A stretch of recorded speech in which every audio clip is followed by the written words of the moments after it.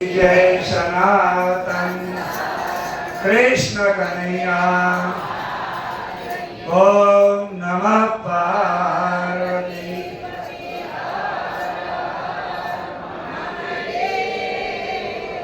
रमता बोल जमता बोलो माधवानंद हरे हरे।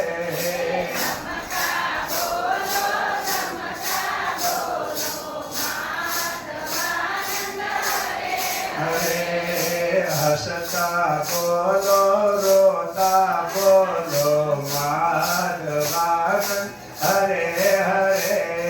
हंसता बोलो रोता बोलो हरे। रमता बोलो कूदता बोलो माधवानंद हरे हरे।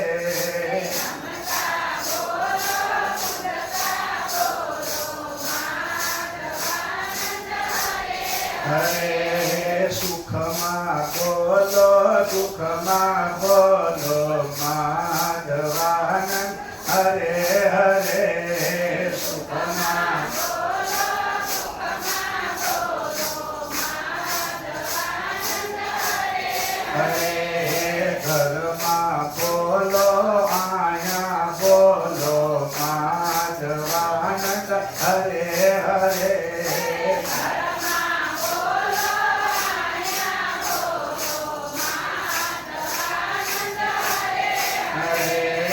माधवानंद हरे हरे। गुरु अखंड आनंद हरे हरे।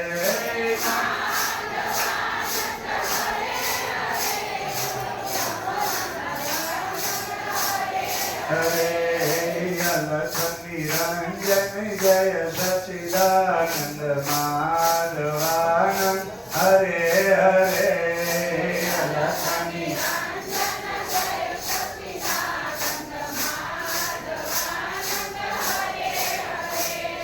बोल सच्चिदानंद भगवान की। प्रिय सज्जनो, આજે આપણે ભાગવતનો ત્રીજો દિવસ છે અને આપણે પાંચમા સ્કંદની અંદર પ્રિયવ્રત રાજાની ઉત્તાનપાદ રાજાની જે કથાઓ છે એની આજે આપણે શ્રવણ કરીશું। આજે આપણા આ ત્રીજા દિવસમાં અને આવતીકાલે ચોથા દિવસમાં આપણે કૃષ્ણ જન્મની કથા થશે। તો અહીંયા આપણે અત્યારે ભાગવતની કથાનો આરંભ આજે કરી રહ્યા છીએ ત્યારે થોડીક શાંતિ રાખજો। તો અહીંયા એક વિષય આપણે ખાસ પકડવાનો છે, નોંધ રાખજો બધા। ભાગવતની કથા સાંભળો ને એટલે આ ત્રણ વિષય ઉપર ધ્યાન દેવાનું: ભક્તિ, વિરક્તિ અને ભગવદ પ્રબોધ। પરમાત્માનું જ્ઞાન, તમે જે ભગવાનની પૂજા કરો છો ને એના સ્વરૂપની તમને ખબર હોવી જોઈએ। એમની આંધળી ભક્તિ ના થાય। એટલે આપણે માતમની અંદર શ્રવણ કરી ગયા ભક્તિનું એક સ્વરૂપ જેનો જ્ઞાન અને વૈરાગ બે દીકરા છે અને ભક્તિ એની માં છે। તો માં કરતા દીકરા મોટા હોય અને માં ઉંમરમાં નાની હોય તો એ ભક્તિની શોભા નથી।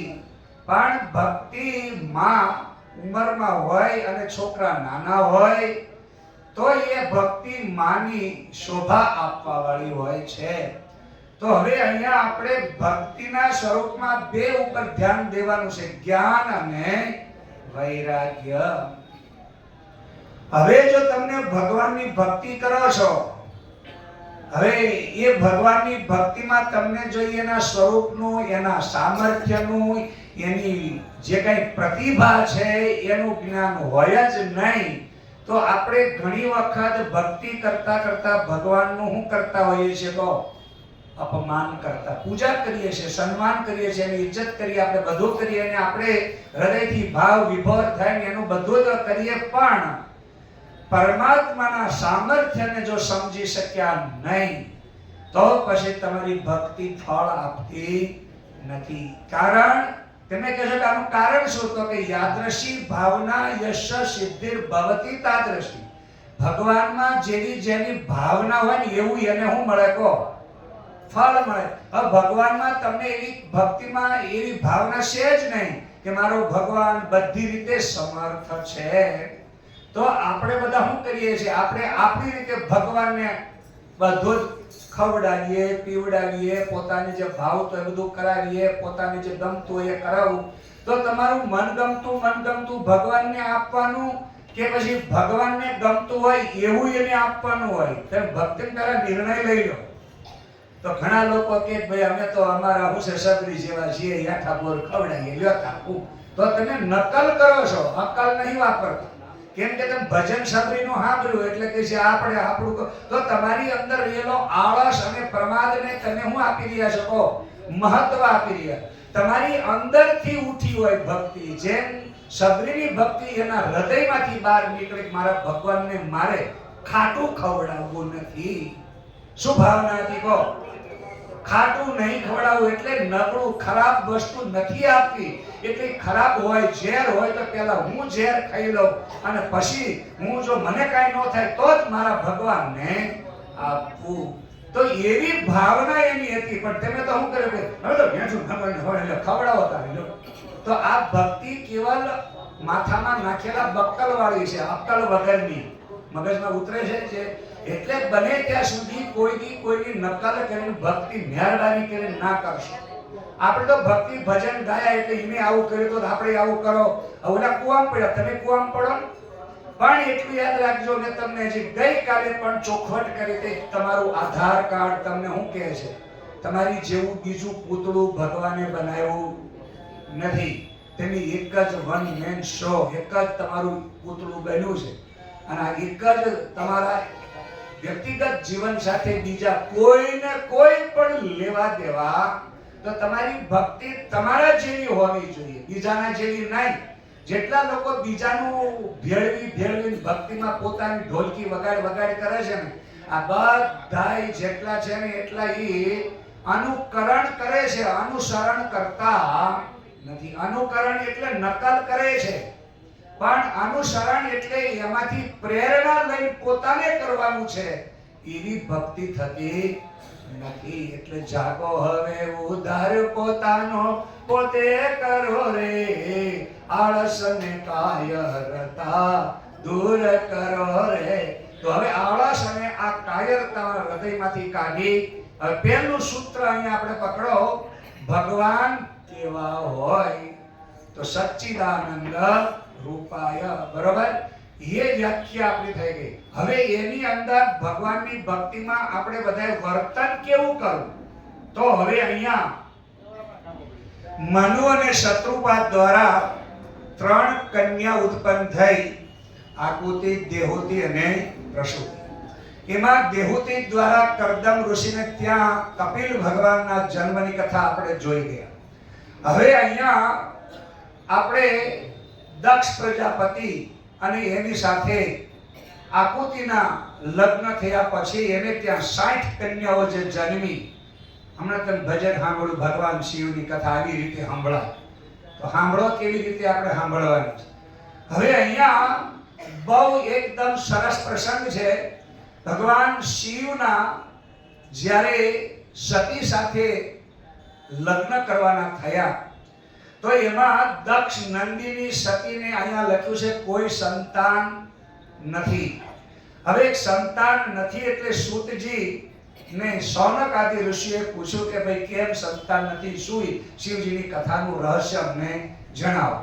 તો હવે અહીંયા દક્ષ પ્રજાપતિને ત્યાં સતી એટલે ભક્તિનો અવતાર છે. શેનો અવતાર છે? ભક્તિનો.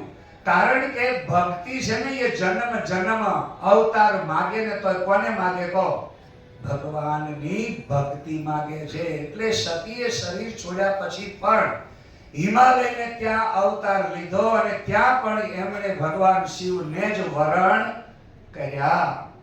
તો ભક્તિનું સ્વરૂપ પ્રેમ પરમાત્માની અંદર તમે કરો કેમ કે જો તમે સ્વરૂપ જાણતા હો ને તો જ એમાં પ્રેમ થઈ શકે. જો તમે સ્વરૂપ નહીં જાણતા હો તો તમારું મન બધી બાજુ વિચલિત થઈ જશે. હવે અહીંયા ભગવાન શિવનું સ્વરૂપ સતીએ હૃદયની અંદર ધારણ કર્યું છે. એ સ્વરૂપ કેવું છે? તો કે શિવ અજન્મા છે. બોલો, શિવ કેવા છે? અજન્મા. હવે જેનો જન્મ થયો નથી એટલે એના સ્વરૂપની તમે બધા અત્યારે અહીંયા જે કાંઈ ઝાંકી જોવો છો તો એ જન્મ વાળું શરીર છે કે જન્મ પહેલાનું છે? કેવું છે કહેજો. કેમ કે આપણી સામે જે ચિત્ર દેખાય છે તો એમાં યાદ રાખજો, એ ચિત્ર ભગવાનનું શિવનું જે સ્વરૂપ છે ને એ બ્રહ્માજીની ભ્રિકુટીમાંથી પ્રગટ થયેલું ભગવાન શિવનું સ્વરૂપ છે. કેમ કે એમણે જ્યારે 11 જે પ્રજાપતિની ઉત્પત્તિ કરી પછી એમણે રુદ્રની ઉત્પત્તિ કરી. તો 11 રુદ્રોની ઉત્પત્તિ થઈ અને એની ઉત્પત્તિ થયા પછી એને રુદન કર્યું. રુદન કર્યું એટલે રોવા માંડ્યા એટલે એનું નામ રુદ્ર પડ્યું. તો તમે જે શિવજીની મૂર્તિ જોવો છો ને એ રુદ્રની મૂર્તિ જોવો છો. કોની જોવો છો? રુદ્ર ભગવાન શિવની મૂર્તિ છે. હવે રુદ્ર ભગવાન શિવની મૂર્તિ જે છે ને એ હંમેશા સમાધિમાં રહે. એટલે તમે શિવજીનો ફોટો હંમેશા કેવો જોયો છે કહો? સમાધિમાં. પણ 11 રુદ્રો રો રો કરે છે. એ 11 રુદ્ર કોણ છે? તો તમે કદાચ સાંભળ્યો છે, હનુમાન ચાલીસા કરો છો ને, એ હનુમાનજી કોનો અવતાર છે કહો? રુદ્ર અવતાર છે. શિવ અવતાર નહીં, પણ કેવો કહેવાય?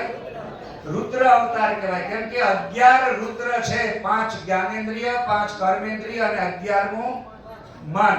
મન એ હનુમાનજીનું સ્વરૂપ છે. અહીંયા કથામાં બરાબર ધ્યાન દેજો. કેમ કે અહીંયા જેટલી કથા તમે આ બધા સાંભળી છે ને એ વાર્તા વાળી સાંભળી છે. પણ આની અંદર તત્વજ્ઞાન છે. અને આ તત્વજ્ઞાન એક વખત સાંભળ્યા પછી બીજું તમારે કાંઈ કરવાનું રહેશે તો એ રુદ્ર જે છે હનુમાનજી એ મનનો અવતાર છે. આપણું મન એ જ હું છે કહો?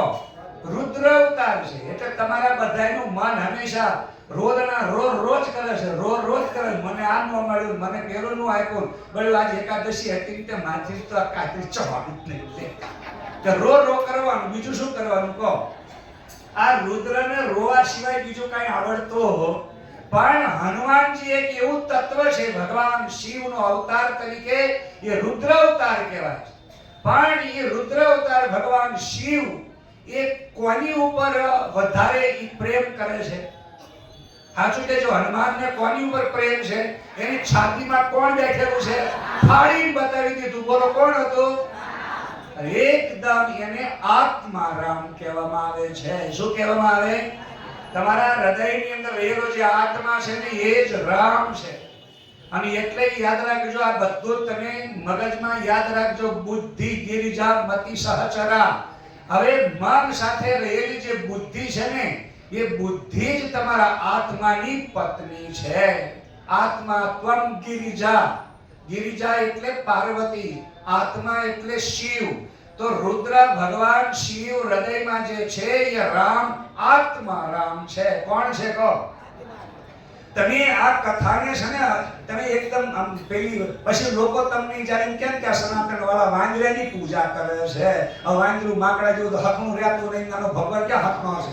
આવી રીતે તમને જ્યારે બધું બોલે ત્યારે બધા ધર્મની અંદર બધા હું અપમાન જેવું લાગે. એટલે શું લાગે તમને કહો? ઝઘડા થાય, આપસમાં બાંધવાના ધંધા શરૂ થાય.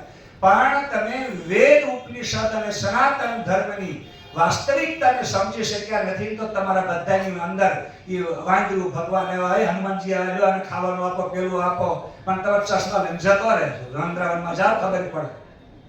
જો કોઈ વસ્તુ તમારી લઈને જતો રહે પછી તમે ખાવાનું આપો ને તો પાછી આપે ને અને મનમાં આવે આપે ખરો કે ફેંકીને જતો રહે તો બોલો ભગવાન આવો હોય? તો એક પણ લખાણ ભગવાન જેવું નથી. એટલે બહારના વિધર્મી લોકો તમારી આ આસ્થા ઉપર જ્યારે એમ કે ભાઈ એ આના પિતરો જો કાગડા થઈને ખાવા આવ્યા, એ આના બાપા કાગડો આવ્યો, જો કાગડો તાર બાપો આવ્યો, આવું બોલે ને બધું જ્યારે તમારા શ્રાદ્ધ પક્ષ ઉપર આવું બધી કોમેન્ટો કરે ત્યારે તમને બધાને પેટમાં શું બળસ કહો? લાઈ બાળા સાહેબની અપમાન થાય ને તમારા પિતૃઓ માટે લોકો આવું બોલે, હનુમાનજી માટે આવું બોલે, તો આપણને આપણા ધર્મ ઉપર, સનાતન ધર્મની વાસ્તવિક સ્વરૂપની તમને મને ખબર જ નહીં. અને બસ આની ઢોલ વગાડ વગાડ કરે હનુમાનજી હનુમાનજી હનુમાન. પણ કોણ હનુમાન? પાછા ક્યાંય ખરા ભૂત પિચાસ નિકટ નહીં આए જબ નામ તમારો સુના. હવે પણ એ ભૂત પિચાસ ક્યારે નિકટ ન આવે? તમારું મન એ જ હનુમાન છે. કોણ છે કહો? તમારું મન એ જ હનુમાન છે. એ વખતે તમે જ્યારે આમ મધ દરિયામાં નાવડું ડૂબુક ડૂબુક જ્યારે આમ જેસલ ને એ વખતે મોતની લહેર લાગી ત્યારે તોરલે એને શું કીધું કહો? પાપ તારો પરકાર જડેજા ધર્મ તારો સમ તારી બેડલીને બુડવા જડેજા રે એમ તોરલ.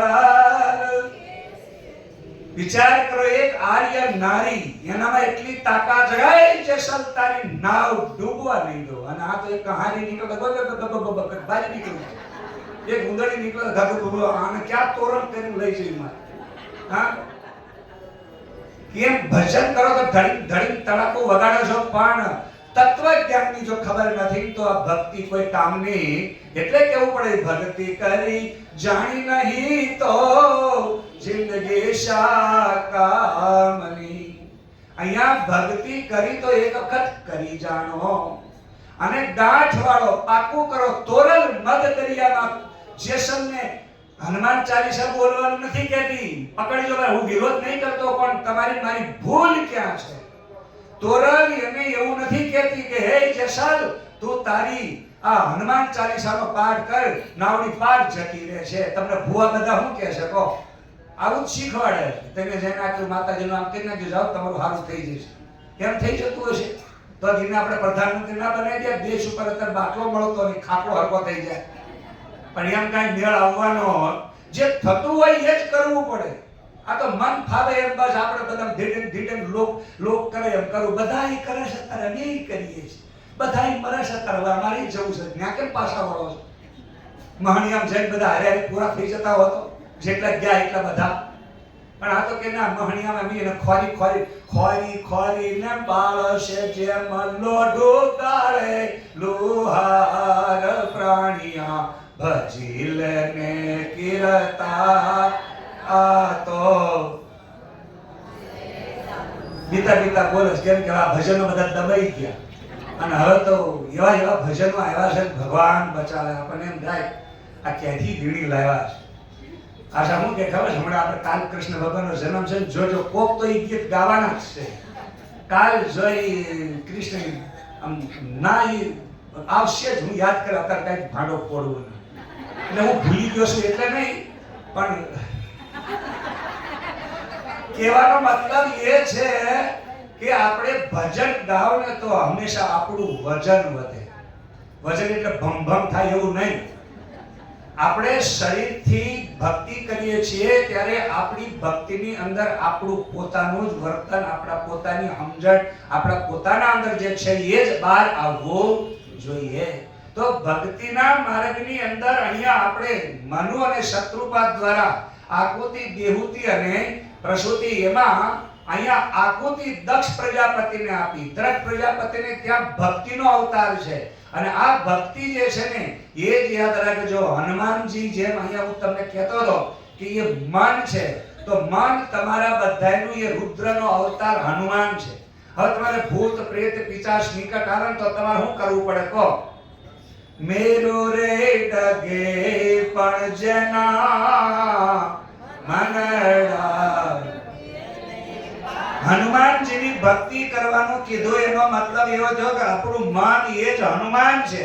એને એવું મજબૂત બનાવો, એને એવી રીતે આમ તૈયાર કરો કે રામ સિવાય બીજું, એટલે અંદર આત્મા સિવાય બીજું દેખાવું જોઈએ. હનુમાનજીને માત્ર હૃદયમાં રામ દેખાતા, કારણ એ આત્મા રામ છે. અને આત્માની સાથે સીતા, એટલે યાદ રાખજો ગિરિજા એટલે ભગવાન. અહીંયા રામની સાથે, આત્માની સાથે બુદ્ધિ, અને આ બુદ્ધિ સહિત એટલે તમે જોજો વિમલ જસ ગાઉ, બુદ્ધિ સહિત શબ્દ વાપરો છે ને, તો વિમલ જસ એટલે મળ રહિત, પેટમાં પાપ રહિત, નિષ્કપટ તમે જસ ગાઓ. હવે એક તમને અહીંયા નાનો એવો દાખલો દો પછી આગળ વધો. હનુમાનજીએ જન્મ લીધો ને તરત એની મૃત્યુ થઈ જવાનું હતું. શું થઈ જવાનું હતું કહો? હનુમાનજીનું મૃત્યુ થવાનું. એટલે પહેલો જન્મ હનુમાનજીનો છે ને, બે હનુમાન જયંતિ આવે. કોઈ ખબર છે? ખબર જ નહીં. એમ બધું બસ હનુમાન ચાલીસા. હનુમાનજીના બે વખત જન્મ થયા છે. બોલો કોને કોને ખબર છે? પહેલી વખત જન્મ થયો ને ત્યારે કાળી ચૌદશના દિવસે, દિવાળી ઉપર, એ હનુમાન જયંતિ છે. કઈ? કાળી ચૌદશ. પછી બીજી વખત હનુમાન જયંતિ આવી. કઈ આવી? કો જાય? ચૈત્ર સુદ પૂનમ.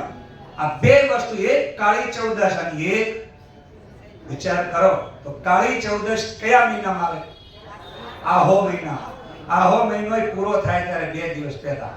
હવે એ અમાસના આગલા દિવસે તો કાળી ચૌદશ. એટલે આ નહીં કે આ ચૌદશો ક્યાંથી આવ્યો? બરાબર. તો હનુમાનજીને ખરેખર એ વખતે કાળી ચૌદશના દિવસે રાત્રે જન્મ થયો. ક્યારે થયો? રાત્રે જન્મ થયો. આ કોઈને ખબર નહીં, જાણતાય નહીં હોય. તો કાળી ચૌદશના દિવસે રાત્રે જન્મ થયો ત્યારે એવું કહેવામાં આવ્યું કે આ બાળકને સૂર્ય ઉગતાની સાથે એનું શું થઈ જશે? કહો, મૃત્યુ થઈ જશે. તો અત્યારે તમે બધા જીવતા છો, મરી ગયેલા છો?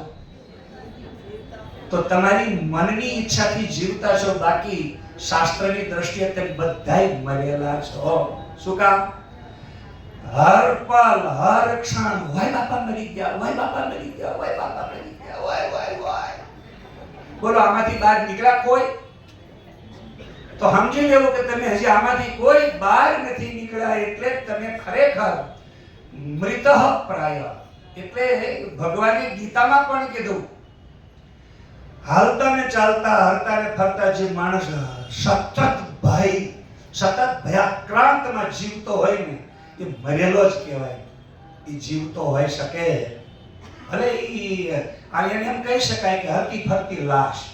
શું કહી શકાય? કહો, એમાં બીજી આશા ન રાખી શકાય. એટલે અર્જુનને ભગવાને કીધું તું ઉઠ, ઊભો થા અને આ બધું મરેલાના આવા તારા નપુસકતાના વિચારો દૂર કર. ક્લેબ્યમ માં સ્વર્ગમ પાર્થન નાય તત્વ વિપપદ્યતે ક્ષોત્રમ હૃદય દૌર્બલ્યમ ત્યત્વતિષ્ઠ પરમ તપ. હે અર્જુન, ઉઠ, ઊભો થા અને આ કાયરતા, નપુસકતાને આ બધી તું છોડી દે.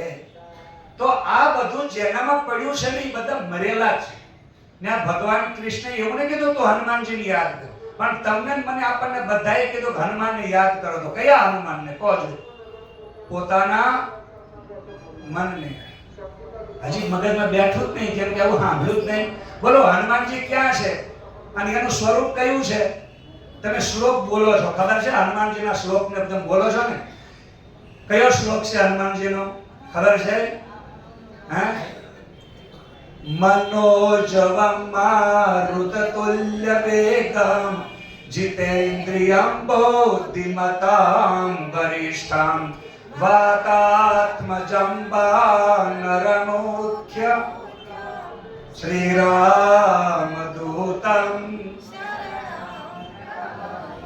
બોલો આ શ્લોકની અંદર ક્યાંય એવું આવ્યું છે કે હનુમાનજી મોઢું આવું હોય કેવું હોય? આમાં શું આવ્યું કહો?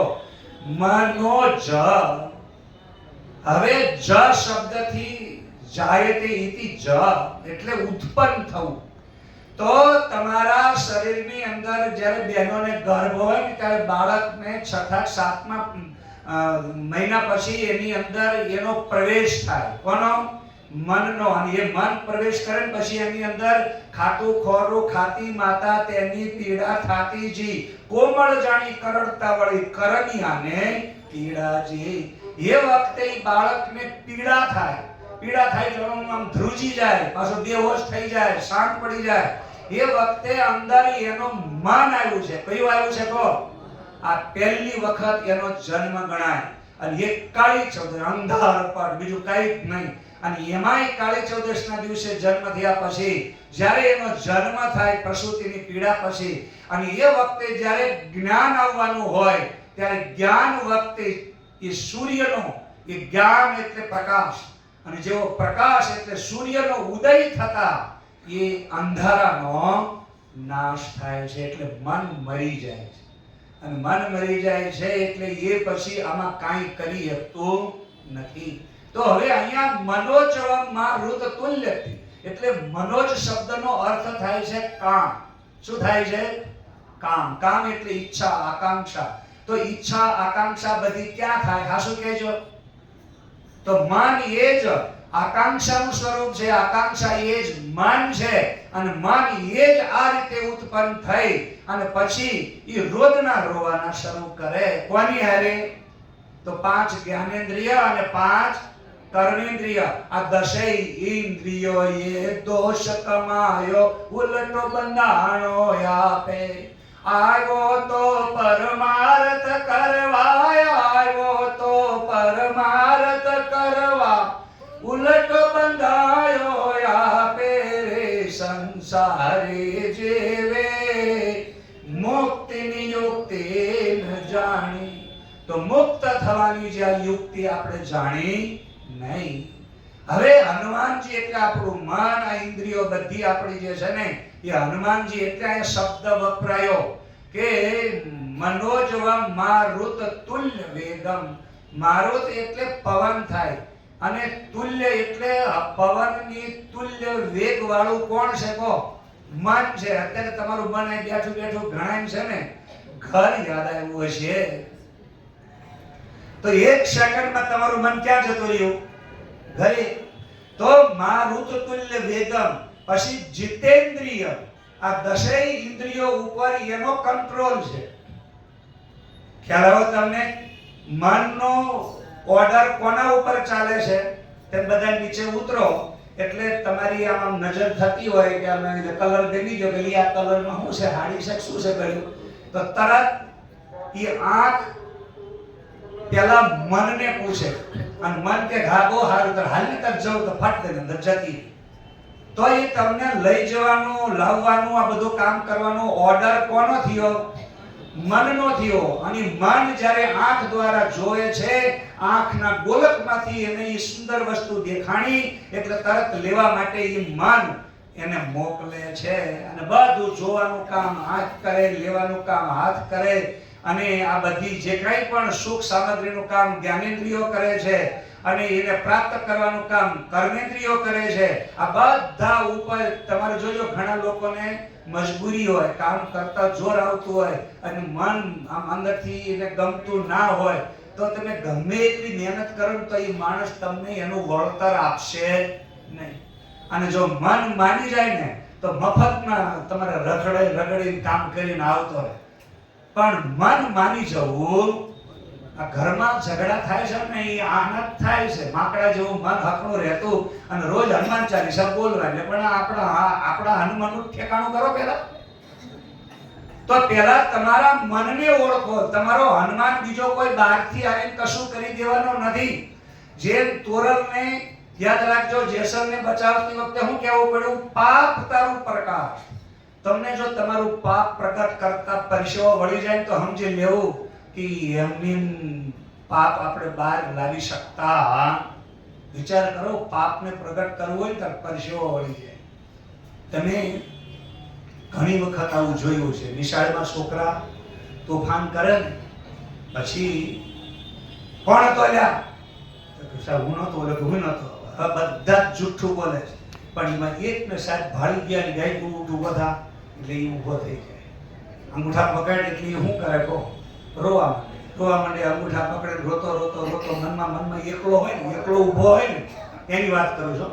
અને એ મનમાં કે મરી જાવ પણ કોઈ દી આવી ભૂલ કરવું શું કામ? એને અપમાન થઈ અને ઓલા બધા બેઠા વાંકું મોટું રાજી થાય ને એની હળી કરે અને એ હળી કરે એટલે ઓલાને પાછું અંદર રી ચડે.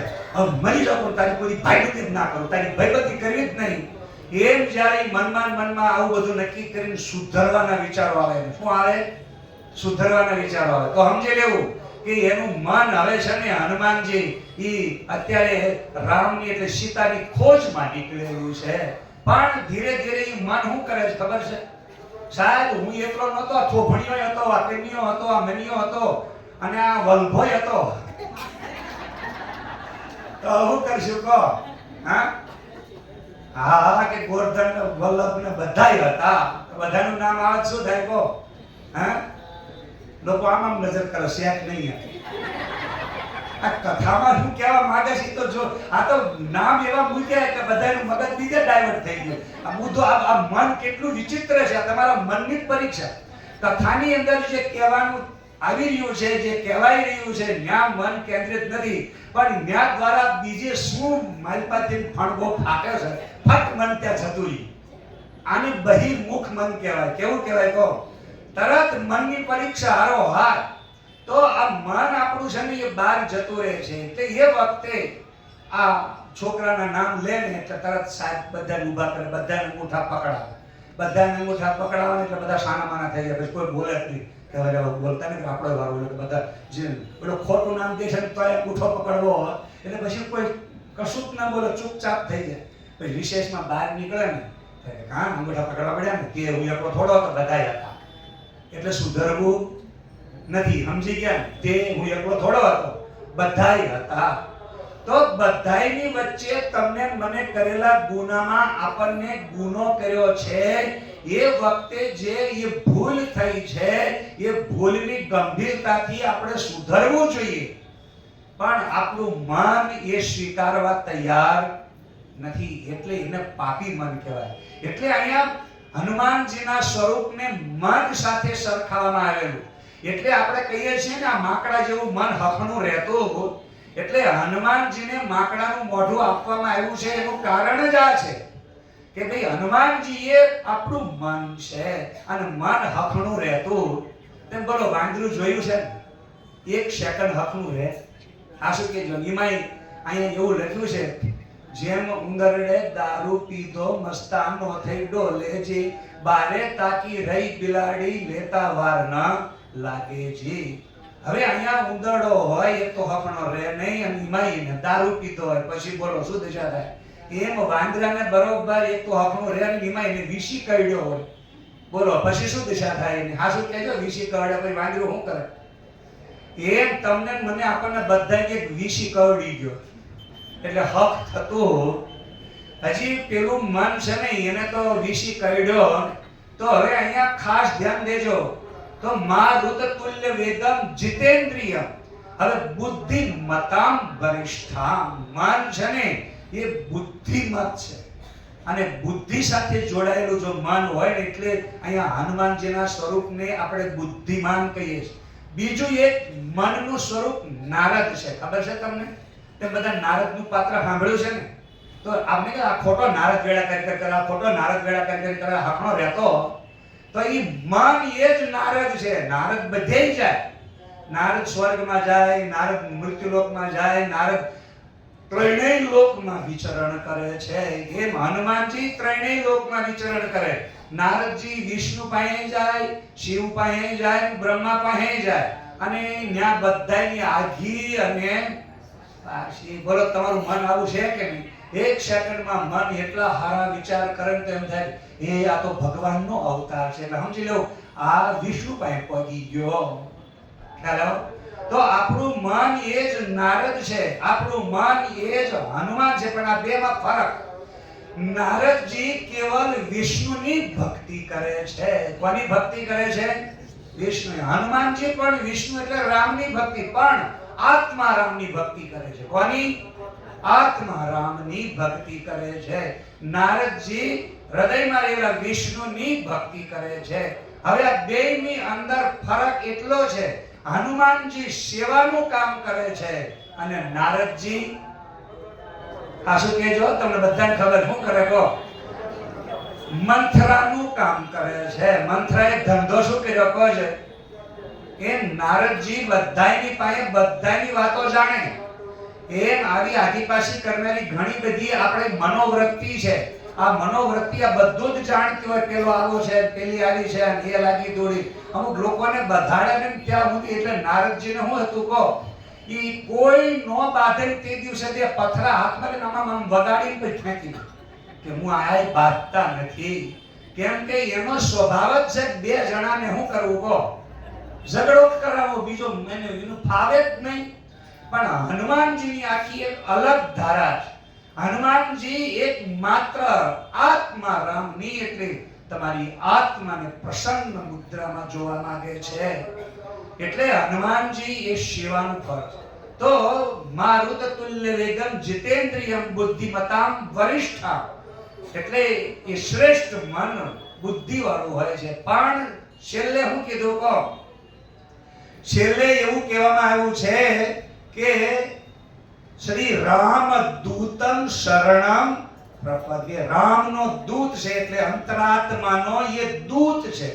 તમારા અંતરાત્માની અંદર તમને દુઃખ થયું હોય, તમારા અંતરાત્માની અંદર જે કાંઈ પણ હોય એની અભિવ્યક્તિ લઈને દૂત બનીને કોની પાસે જાય છે? કહો. લંકામાં રાવણ પાસે. કોની પાસે? લંકામાં રાવણ. રાવણ એ કોણ છે? કહો. અહંકાર છે. એમ અહીંયા તમારી મારી આપણા બધાની શાંતિ રૂપી સીતાને હરણ કરનારો આ રાવણ છે લંકામાં જઈને બેઠો છે. 7 સમુદ્ર પાર કરીને બેઠો છે. જેને આપણે કહીએ ને 7 સમુદ્ર ચોકી કરતા ફરતું નીરજ ખારું, 14 ચોકડીનું રાજ ચાલુ ગયું, રાવણ અધિક દૈત વાળું રે મુર્ગો માની રહ્યો મારું રે એમાં કાંઈ નથી તારું. હવે આ હનુમાનજી આપણું મન છે અને એ જ આપણા બધાની અંદર રહેલા અહંકારની પાસે શાંતિ. હવે તેમ જોજો, બધા અહીંયા આવ્યા છો, આપણે બધા રાવણ જ છીએ, સમજી લેજો. એટલે આપણું મન અત્યારે અહીંયા છે ને સીતાનું હરણ કરીને જવાના છીએ. તમે જોજો, આપણો અહંકાર સીતાનો હરણ કોણ કરશે? અહંકાર કરશે. આપણા બધાનો અહંકાર એ અહીંના સીતાનું હરણ કરશે. કેમ કે અહીંયા આપણને બધાને હું દેખાણી કહો, હાય એવી શાંતિ છે, ભક્તિ કરવાની મજા આવી. તો શાંતિ રૂપી સીતા આપણે તીર્થમાંથી લીધી. અહીંયા જગન્નાથ ભગવાનના સાનિધ્યમાં અત્યારે આપણે ભક્તિના માધ્યમથી અંતરાત્માની શાંતિ પ્રાપ્ત કરી અને આ અહંકાર સાથે આપણે લઈને ગયા અશોક વાટિકામાં. શાંતિ ક્યાં રહી શકે? કહો. જ્યાં શોક ન હોય, ચિંતા ન હોય, બળતરા ન હોય એવી જગ્યાએ. તો તમે ઘરે લઈને જશો ને ત્યારે બધાય આ કથા સાંભળેલી છે ને એટલે વહુરો રાહ જોઈને બેઠી છે કે બા કથા સાંભળીને આવવાની એટલે હવે અમારે શાંતિ, હવે કઈ બા માથાકૂટ કરશે. સમજી ગયા તમે? હા, સંખ્યા વધારે છે એટલે કહેવાય વાંધો નહીં. આમ આમ દબાઈ દીધું છે અને આમ બધા ઘરના બધા આવી રીતે દબાઈને જ રહેતા હશે એવું લાગે. આવું છે બધું એવું છે ઉપર છે. હા, તો સીધી ભાષામાં આપણે એટલું સમજીએ કે આપણે અહીંયા જે શાંતિને લઈને ઘરે જવાના છીએ ને, તો જતા જતા તેમ બધાય ઘરની બહાર તમારી એક ભાઈબંધ મંડળી હોય, સખી મંડળ હોય, એની પાસે અશોક વાટિકામાં મૂકીને જવાના અને પછી ત્યાં જઈ પછી ઘરે દાખલ થશે. ઘરે દાખલ થશે, હવે બા આવ્યા, દાદા આવ્યા, બાપા આવ્યા, આ બધા આવ્યા, પછી બધા છોકરા ભેગા થાય પેલું કરે ને. તો એ વખતે મંદોદરી છે ને એ રાવણને ઘણી સમજાવે કે તમે આ બધું રહેવા દો, આ બધું કરોમાં, પણ ઘરે આવ્યા એટલે એ તો ભક્તિ બધી ત્યાં મૂકીને આવ્યા છે, આપણું ઘરમાં આવું લઈને આવ્યા તો બાવા થઈ જઈએ એવું બધું કરાતું હશે. એટલે તરત રાવણ એનું સ્વરૂપ બતાવે ને બતાવે. ઘરમાં દાખલ થાય ને એટલે તરત શબ્દો બદલાઈ જાય. આ બધી ભક્તિ તો ન્યા કરવાની, અહીં ના હોય. ઘરે ઘરે આ બધું કરો તો તે બધું ભેળી મારો, બધું જતું રે, કઈ રહેવા દો. હવે આવી ભક્તિ જ્યારે તમે કરો છો ત્યારે એ વખતે શું થાય છે? અહંકાર રાવણ એ ઘરે શાંતિને લઈ જઈ શકતો નથી, પાદર મૂકીને જાય છે. એમ તમે આપણે બધા જ્યારે ઘરેથી બહાર નીકળે ને પછી કોઈ સખી મળે, કોઈ બીજા મહેમાન મળે, બહારના બીજા કોઈ મળે, અરે એ પણ મજા આવી છે, ખરેખર એવો આનંદ આવ્યો, અરે એની વાત જ શું કરે. કાં ત્યારે કથામાં મજા આવતી હતી, આમ મજા આવતી. હવે કઈ મજા આવતી હતી, શું આવતી હતી? ઘરે જરૂર છે ત્યાં આપણે કહેતા, અને આ બધું જ્યાં નથી જરૂર ના કહીએ પછી ત્યાં તો પાછું સીતાને હાથે નો અડાડે, સીતાને કાંઈ કરે નહીં, શાંતિને અડવાનું નહીં પણ વખાણ કરવા. એમ સીતાને અશોક વાટિકામાં મૂકી રાખી છે રાવણે, પણ એને ઘરે લઈ જઈ શકતો તો કોણ નથી લઈ જઈ શકતો? અહંકાર, અભિમાન એને નથી લઈ જઈ શકતો. તો આ અહંકાર રાવણ છે, અને એ રાવણની સાથે જ્યારે હવે અહીંયા રામ આવે છે તો 7 સમુદ્ર પાર કરીને જવાનું છે, ત્યારે એ વખતે પુલ બાંધવાનો હોય છે. તો એ પુલ કોના નામથી બંધાય? હાસુ કહેજો, નામ કોનું વપરાય છે? રામનું. અને કોની ઉપર લખી મૂકે છે? પથ્થર. આ સમજી લેજો, એક પથ્થર ઉપર લખેલું નામ. એક પથ્થર તમે પાણીમાં મૂકો તો શું થઈ જાય? કહો, ડૂબી જાય. પણ ખાલી નામ લખી દો ને રામ, તો એ પથ્થરો શું થઈ જાય? એમ આપણે બધાય જો ખરેખર હનુમાનજી જેની ભક્તિ કરે, એટલે આપણું મન જેની ભક્તિ કરે છે, એ આત્મા અંદર છે, એ આત્માના નામે આપણે બધા પથરા છીએ. આપણે બધા શું છીએ? પથરા. અને આ પથરાની અંદર જો તમે એક વખત ઈ આત્માનું નામ લખી દો ને, તો તમારો આનો આ પથરો જો સમુદ્ર કે સંસારની અંદર તરતો થઈ જશે ને તરી જશો. મરી જશો તોય તરી જશો, તરી જશો તોય લોકો તમને યાદ. એટલા માટે આ દુનિયાની અંદર આત્મા રામની ભક્તિ સાથે આ હનુમાનજી એટલે મનનું સ્વરૂપ સમજવાનું છે. જો આટલું તમે નહીં સમજી શકો ને, તો કોઈ દિવસ તમે ક્યારેય ભક્તિ કરી શકવાના. તમે કથા અને વાર્તા સાથે ચાલો છો, કથા અને વાર્તા સાથે તમારી આસ્થા ઉપર ચાલો છો. આસ્થા એટલે એકદમ આંધળો વિશ્વાસ. આંધળા વિશ્વાસમાં આપણે બધા અત્યારે હાસીને પાત્ર થઈએ છીએ. શું કામ? તો ભક્તિર વિરક્તિર ભગવત પ્રબોધ. પરમાત્માના બોધનું આપણને હું નથી કહો, જ્ઞાન નથી. ભગવાનનું સ્વરૂપ શું છે? હનુમાનજીનું સ્વરૂપ શું છે? તો તમારું મન, તમારું મનનું સ્વરૂપ શું છે એને તમે સમજો. તો મનને આટે પડી તે ભૂલ્યો ઈશને રે ભૂલ્યું, મનને બાળી દીધું તનડ્યું, કાઢે પણ પ્રભુ તો જડે. વિચાર કરો, મન તો માયાનું છે મજૂર. તમારું મન માયાનું મજૂર છે, પણ એક મન છે ને એ જીતેન્દ્રિય. કયું છે? જીતેન્દ્રિય. તમારું મન જીતેલું હોવું જોઈએ. એટલે શંકરાચાર્યને કહેવું પડ્યું, જીતમ જગત કેન મનોહિયેન. જેને મન છે ને જીતું છે, અને મન જ્યારે જીતેલું હોય એ જ્યારે રામની સેવા કરવામાં લાગે છે ને, ત્યારે એને સેવા સિવાય બીજું કાંઈ ગમતું. તો રામ કાજ કરવે કો આતુર.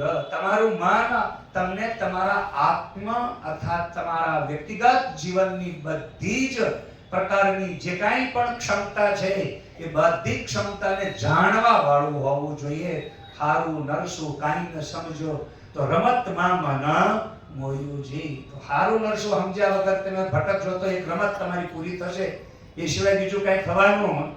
એટલા માટે અહીંયા આપણે ભગવાનના સ્વરૂપને સમજવાનું છે. ભગવાન શિવને અહીંયા સતી આપવાની થઈ. દક્ષ પ્રજાપતિને ત્યાં 60 કન્યાઓમાંથી એક સતી હતી. એ ભક્તિનું સ્વરૂપ છે, અને આ ભક્તિના સ્વરૂપને યાદ રાખજો, શિવજી સાથે પરણાવવામાં આવી. હવે જ્યારે શિવ સાથે જ્યારે સતીના લગ્ન કર્યા, ત્યારે બાપ એવા બેટા, વડ એવા બેટા. એટલે દક્ષ પ્રજાપતિ અહંકારી છે. કેવો છે? અહંકારી. એટલે અહંકારના લક્ષણ એની અંદર હોય ને, તો એ ભક્તિ જે છે ને, એ શિવજીને વરણ કરી અને પરણી તો ગઈ, પણ એ શિવના સ્વરૂપને જાણતી હતી. કોણ? સતી. શિવના સ્વરૂપને સતી જાણતી હતી. શું? તો કે શિવ અજન્મા છે. હજી અજન્મા હોય ને એટલે એ કોઈ દિવસ મરે. જેનો જન્મ થાય ને એ મરે. ગીતામાં ભગવાન કહે છે, જાતસ્ય હિ ધ્રુવર મૃત્યુ ધ્રુવમ જન્મમ મૃતસ્ય ચ. જેટલા જન્મે છે એટલા બધા જ મરે છે, એ નક્કી છે. જેટલા જન્મ્યા એટલા બધાય મરી ગયા, કોઈ રહ્યા નહીં. કોઈ એમ કહેતો ભાઈ અમારા સર્વોપરી છે અને અમારા સર્વોપરી, તો એ કોઈ દી મરે? તો ભગવાન શિવ એ સર્વોપરી છે, કોઈ દી મરતા. અને એટલા માટે સતી એ અખંડ સૌભાગ્યવતી કહેવાય છે. સતી એ શું છે કહો? અખંડ સૌભાગ્યવતી. અને અત્યારે અખંડ સૌભાગ્યવતી કોને કહેવાય ખબર છે? જે ધણી પહેલા મરે ને એ અખંડ સૌભાગ્યવતી. અહીંની વાત છે. પણ ભગવાન શિવ કેવા છે કહો? અજન્મા છે, એટલે એનું મૃત્યુ થતું નથી. એટલે બધી બહેનો વ્રત કરે છે ને, તો એ કોનું વ્રત કરે છે ખબર છે? ગૌરી વ્રત કરે છે. હે ગૌરી માતા, તમને મળ્યા એવા અમને, એટલે મરે એવું નહીં કે તમારે હાહુય નહીં ને હાહરાય નહીં. એટલે અમને હાહુ હાહરા વાળા તમને અમને આપતા. સમજી ગયા તમે? આ એટલે માગે છે. ગૌરી વ્રત કરવાનું કારણ જ આ છે કે હે પાર્વતી, તમને તો સાસુ સસરા વગરના ધણી મળ્યા છે, એટલે તમારી ટણી જેવી કરો એવી ઘરમાં હાલતી હશે. પણ અહીંયા જો છે આ બેનો એટલે જ કે પણ શિવજીને તો હું નથી કહો, માતાય નથી અને માં નહીં, બાપ નહીં, તો હાહુય નહીં ને હારાય નહીં. એટલે હે પાર્વતી, હે ગૌરી, તમને મળ્યા એવા અમને મળજો. અને કાં તો એમ કે અમે જાલી જાલી ત્યાં સુધી જતા રહે તો હારું દે. પછી શું કરે ખબર? બળવું અમારે તો હાવ હારણ સેવા તો કરવી છે, પણ પેલું અમારે ભાગ્યમાં ક્યાં છે? પાડોશી શિખામણ દેવા જાય ત્યારે આવું બોલે. હો, પાડોશ એમને શિખામણ દે ને કે તમારે કેટલા દાડા બાપા સેવા કરવાની, મારે તો છે નહીં, તો કઈ આવતી જ માં ઘેર તાર સેવા આવતી રહે. પણ ત્યાં તો નહીં જાય. પણ શિખામણ દેવી હોય તો આપણને બધાને આવું બધું બહુ સારું સારું આવડે. આવડે છે કે ખાવ ગાજુ કે. અને અડોશ પડોશમાં આવે બે બહેનો તો હશે જ. અને બહેનો આદતો કેવી હોય ખબર? ભાવનગરમાં હું શરૂમાં છે ને, જ્યારે આપણે 2002માં શિવમ નગરમાં કથા કરતો હતો, અને એ વખતે રાત્રિ પબ્લિક બહુ ઠઠારો ભરાય. અને એ વખતે પેપરમાં આવ્યું હતું, સૌરાષ્ટ્ર સમાચાર મને વાંચવા આપ્યું. એમાં મેં એક પેરેગ્રાફ વાંચ્યો હતો. એમાં એવું લખ્યું હતું કે એક બેન છે ને, એ પડોશીના ઘરે રોજ બેહવા જાય. પડોશીના ઘરે રોજ બેહવા એટલે એને છે ને એના ઘરવાળા મ્યુનિસિપાલિટીમાં બહુ મોટા મેજર મેયર હશે, ગવર્મેન્ટ નોકરીથી સારો એવો પગાર હતો. એટલે ઘરે બહુ આમ નોકર રાખેલા ને, એટલે રામલો રાખેલી, રામલી રાખેલી, એટલે કામ બધું ઈ કરે રાખે. એટલે ઓલી નવરી ધૂપ જેવી કઈ કામ હતું ને. અને એક બેન બિચારી શું હતી, ટૂંકા પગારમાં ઘર ચલાવવાનું, એટલે એના ઘર ધણીના હારે હારે મદદમાં સીવણ મશીન ઘરે રાખે, કંઈક બીજો હાથ કારીગરીનું કામ કરે, આગુ પાછું કરે, ઘરે થોડોક ટેકો પડે, એટલે 8-10 હજાર રૂપિયા કદાચ ઘરમાં એ પોતે બેન કમાવાની કોશિશ કરે. એટલે આવડી આ છે નવરી એના ઘરે બેહવા જાય ને, એટલે ઓલી કામ કરતી જાય. પછી નહીં કે હારે હારે મોતી ભરવાનું હોય તો થોડીક મદદ એ કરતી જાય. એટલે બળી બેઠી છું મોતી ભરું. પણ એ મોતી ભરતી ભરતી અંદરથી એવા કંઈક ગોતીને ફટાણા લાવીને મૂકે ને, મને તમારા ભાઈ કશું ઈ કરવા દેતા. હા જો ને, રામલો રાખ્યો છે ને રામલી રાખી છે, એટલે હું આમલી જેવી હાવ આમલી તારી પાસે બેઠી છું, ખાટી બળા જેવી. તો હવે ઘરમાં તમે જોજો, ઘણા બહેનો આવી ટેવ હોય. અને પછી જ્યારે સત્સંગમાં જવાનું કહે ને કોઈ બહેનો કે હાલો આપણે સત્સંગમાં જવું છે ને આપણે, તો કે ભાઈ અમે નવરાય કે તમારા ભાઈ આવવાનો ટાઈમ થઈ ગયો ને, એટલે ચમચો જ હલાવવાનો, ગરમ કરીને ખવડાવવા. પેલી રાંધીને જતી રહી હોય, પછી આ ગરમ કરી અને પછી એ વખતે 2 રોટલી બનાવે. તમારા ભાઈ માટે મારે 2 રોટલી જ બનાવવાની, લે બીજું કશું કરવાનું. તમારા ભાઈ પણ કશું જ કરવા દેતા. તે ઓલી પાછી બિચારી શું કે ખબર છે, આમ મોટો બહુ પડારો કરીને બોલે ને, બહુ હોશિયારી મારવાની ટેવ હોય આ બધા લોકોને.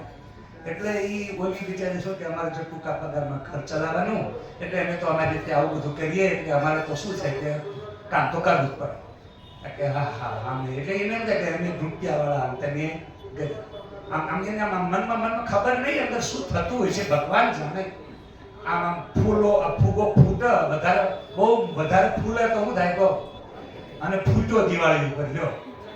હવે દિવાળી ઉપર એવો ફૂટો, એક છોકરો કોલેજમાં કંઈક તોફાન કર્યું કે મારામારી થઈ, તે પોલીસ કેસ થયા. એમાં મારે પૈસા ખવડાવવા બોલાને બધાને કોર્ટમાં બધે પૈસા ખવડાવે. 2-4 લાખ રૂપિયા છોકરાએ કાઢ્યા. અને એનો બાપો ત્યાં હકનો રહેતો નતો, કાંઈક આમ તેમ કરવામાં કંઈક કરપ્શનમાં પકડાણો, તે સસ્પેન્ડ થયો આજે ઘરે. હવે દિવાળી ઉપર રામલો રામલી હવે પોહાય, રજા આપી. હવે રજા આપી એટલે ઓલી જે મશીન વાળી સીવી ઘર 10-15 હજાર રૂપિયા ઘરે કમાતી હતી, એ આના ઘરે બહુ વ્યવહાર હતો એટલે કઈક ડોલ લેવા ગઈ ને કે ડોલ લાવી ડોલ આપવા ગઈ. હવે દિવાળીને 4-5 દિવસ જ બાકી હતા. બરોબર એવા સમયે એમણે ત્યાં એવો પ્રસંગ ઉભો થયો કે બારણું અંદરથી બંધ કરી દીધેલું અને આ બે જણા અંદર કામ કરે દિવાળી ઉપર. તમે બધા દિવાળી ઉપર શું કામ કરો? કહો, સાફ સફાઈ કરો ને. તો એના ઘરવાળાએ પેલો ચડ્ડો પહેરેલો, બરમુડો કે ને અત્યારે એવો બરમુડો પહેરેલો, અને ઓલી બેને મહારાષ્ટ્ર વાળા બેનો કાસડો વાળા ને એવો કાસડો વાળી અને આમ બરાબર બધું લીધેલું અને બારણું બારી બધું બંધ કરી દીધું. એટલે ઘરમાં કામ કરવું, પોતાનું કામ કરવું, વળી એમાં બધું બારી બારણા શું કામ બંધ કરવા પડે? પણ આ લુલી હખણી નહોતી રહી, બધે પડારો પહેરી સુધી એમને રૂપિયા વાળા એટલે હવે આ કામ કરતા કરતા શું આવ્યું કહો? જોર આવ્યું અને શરમ આવે અને એમાં કોઈ ભાળી જાય કે અરે આ નોકર ક્યાંય ગયા? તોય પાછી આ તો પૂછડું તો ઊંચું જ રાખવાનું. કામ કરતા કરતા પરસેવો નથી વળ્યો, પણ આ જેવું કોઈ ભાળી જાય ને તરત ભાળી જાય એટલે તરત પરસેવો વળી જાય છે. એવી કઠણાઈ ઊભી થાય કે આની આવીને બારણું ખખડે કે તમારી ડોલ લઈને આવી છે તો હું શું આવી ખોલ ને ખોલતી નહીં જલ્દી. હાય હાય આ વળી અત્યારે જ શું કામ આવી? એમ વળી પાછું એને થયું આ વળી અત્યારે જ શું કામ આવી? એટલે એ વખતે બરોબર આ જે છે ને બારણું ખોલ્યું ત્યાં થોડુંક જ ખોલ્યું. એ કે પણ કે થોડુંક ખોલે મેળ આવે નથી, આખી ડોલ નતા લઈ જવાય. હું પુસ્તક હોત ને તો તિરાડમાં આપી દે, પણ પુસ્તક નથી લાવી, આખી ડોલ લાવી. એમાં ડોલમાં ત્યાં બધું વાંગલું મૂક્યું છે ને ત્યાં પોળું રહેતું. આખું ખોલ, આખું બાવડું ખોલવું પડ્યું. આખું બાવડું ખોલ્યું તો ચડ્ડો બરમુડો દેખાયો. હવે એનો ઘર ધણી છે બરમુડો છે કે ખબર પડે? આ કે બે જણા શું કરો છો? તમારે તો નોકર રામલો અને રામલી તો આમલી મારતી આવતી બંધ થઈ જાય. મને કઈક હતું તો ખરું, પણ જો ને આ ડોક્ટરે તમારા ભાઈ એવું કીધું છે કે કસરત કરો એટલે ગળ્યું જો ને આ કસરત કરીએ છીએ. તમે પહેલેથી કસરત આવી કરી હોત તો આ પૂછડું તો ઊંચું જ રાખવા. વિચાર કરો કે આ તો ઘરમાં થોડીક જો મહેનત ના કરીએ તો કસરત ડોક્ટર કે, પણ એટલે પહેલેથી બધાએ કસરત કરવાની જરૂરત છે. પણ આ 2 રૂપિયા ભાડા નથી, નોકર ઘરમાં લાવવાનું. અને પછી જો કે સાચી વાત છે, હારો હાર સમજે છે બધુંય, પણ તોય કે પણ હવે જો આટલું બધું હોય ને હવે આવું નાક કરે બળી ના પેટનું ઈ મુઓ ખાય ને તો ઈ આ મૂળ બધું શું છે કહો? કાંઈક ને કાંઈક જવાબ તો તમારી પાસે છે, પણ એક સાચો જવાબ જેનો હોવો જોઈએ એનો તમારી પાસે જવાબ નથી. તો આ બેન એ વખતે આ બધું તમને ખબર પડી કે પરસેવો વળી ગયો. કામ કરતા કરતા બેન પરસેવો નહોતો વળે, પણ આ બેન ઘરમાં આવીને આ બધું જોયું ને એટલે ભાંડો ફૂટી ગયો. હવે હું બાંધું બંધ કરે લે, જેના હારું બંધ રાખતા હતા એ જ મુઈ ઘરમાં આવી છે. હવે કોને કહેવા જવું કહો? હવે આ પરિસ્થિતિ તમને થાય છે ત્યારે કેવું પડે છે કે મન મજબૂત કરો. અને કામ કરતી વખતે તમને કોઈ પણ કામ કરવામાં હું ન હોવી જોઈએ કહો? શરમ છે નહીં કહો? બીડી પીતા શરમ ના આવે, હાહુનું અપમાન કરતા શરમ ના આવે, કોઈ તમે આમ અપમાન કરો તો શરમ ના આવે, ગાળો બોલતા શરમ ના આવે, અને ઘરનું પોતાનું કામ કરતા તમને શરમ આવે? આ કેટલી નબળાઈ છે આ. એટલે ભગવાનના સ્વરૂપનું તમને જ્ઞાન હોવું જોઈએ. જો ભગવાનના સ્વરૂપનું જ્ઞાન હોય તો એની અંદર જે છે એ બધા ગુણ તમારી અંદર આવે. જે ભગવાનના સ્વરૂપનું તમે ચિંતન કરો ને, જેવું ચિંતન કરો ને એવું તમારી અંદર થવા માંડે. એવા ભાવથી તમારી અંદર, એટલે રામ કાજ કરવે કો આતુર. હનુમાનજીએ રામનું ધ્યાન કર્યું ત્યારે સમુદ્ર લાંઘીને સામે જતા રહ્યા. અને એમાંય હું તમને હજી હનુમાનજીની અંદર આ વાત નીકળે તો થોડું પૂરું કરી દઉં અંદર વચ્ચે કે હનુમાનજીનો જ્યારે ત્યાં કાળી ચૌદશના દિવસે જન્મ થયો પછી એને એવું કહેવામાં આવ્યું કે આ મરી જવાનું છે. તો ત્યાં હનુમાનજીએ શું કર્યું કહો? સૂર્ય ઉગવાનો હતો ને એને સફરજન સમજીને શું કરી લીધું? મોઢામાં ખાઈ ગયા. હવે બોલો તમને આ વાત ગળે ઉતરે છે? આ વાત ગળે ઉતરે છે તમને કોઈ? હે? એક વાંદરું કદાચ આવું બાળક જન્મતું તાજું હજી ગર્ભમાંથી બહાર નીકળેલું છે, હજી દાડો ઉગ્યો નથી, હજી 2 કલાક હારખી ગઈ નથી, અને એનામાં એટલી બધી તાકાત આવે કે આખો સૂર્ય ગળી જાય, અને આનો જવાબ તમારી પાસે નથી. હવે એનો જવાબ નથી એટલે વિધર્મીઓ તમને જેમ તેમ બોલે કે તમારામાં બધા ગપ્પા માર્યા છે, બધી ગપ ગપ ગપ. તો ગપ નથી. તમારા આપણા બધાની અંદર આત્મા એ સૂર્ય છે, અને સૂર્યનું જ્યારે પ્રકાશ અંજવાળું થાય એટલે મન મરી જાય, અને આ આત્મજ્ઞાન એ જ સૂર્યનો પ્રકાશ, એટલે આત્મજ્ઞાન એ જ ભાણ, ભાણ એ જ આત્મજ્ઞાન, અને આત્મજ્ઞાન એ જ આ આપણો જે છે ને એ સૂર્યોદય છે. એનો ઉદય થતા આપણું મન મરી જાય છે, અને મન મરી જાય ને એટલે પછી આપણો વ્યવહાર શક્ય નથી. તો એ વખતે આ મન શું કરે છે? અંદરની અંદર આપણા આત્મજ્ઞાનના ઉપર પડદો પાડી દે છે, અર્થાત થઈ જાય અંધારું. હવે જ્યારે અંદર અંધારું થઈ ગયું, કઈ હુજું જ નહીં, ત્યારે યાદ રાખજો બાળકને 6 મહિના સુધી એ બાળક એટલો બધો અંદર અંદર અંદર અંદર માનસિક રીતે હજી એને કઈ ઇન્દ્રિયો દ્વારા શું થઈ શકે એનું એને ભાન હોતું. એ વધી આમાં હાથ હલાવે, પગ હલાવે, આમાં પગ હલાવે, બીજું કશું એને ખબર જ નથી, એને હજી પકડતાય આવડતું નથી. તમે એને હાથમાં આપો ને બાળક એની મુઠ્ઠી આમની જ રહે, એ આમ ખોલે નહીં, બંધે ન કરે, કાંઈ જ નહીં, ને લેવાનું મૂકવાનું કશી જ ખબર પડતી. એટલે અંધારું થઈ ગયું, અને આ અંધારું થયું ત્યારે બધા દેવતાઓને ભગવાન શિવ સહિત આ રુદ્રની પાસે આવી અને બધાએ કીધું કે કામ કરો, તમે આ બાળકને જો જન્મતાની સાથે જો મરી જશે તો તીહુ લોક અંધિયારો, 3 લોકમાં અંધારું થશે. 3 લોક કયા? તો યાદ રાખજો, સૂક્ષ્મ, સ્થૂળ અને કારણ. તો સ્થૂળ શરીર, કારણ શરીર અને સૂક્ષ્મ શરીર, આ 3 શરીરની 3 અવસ્થા, જાગ્રત, સ્વપ્ન અને સુષુપ્તિ. આ 3 અવસ્થા એ 3 લોકની અંદર અંધારું થઈ જાય.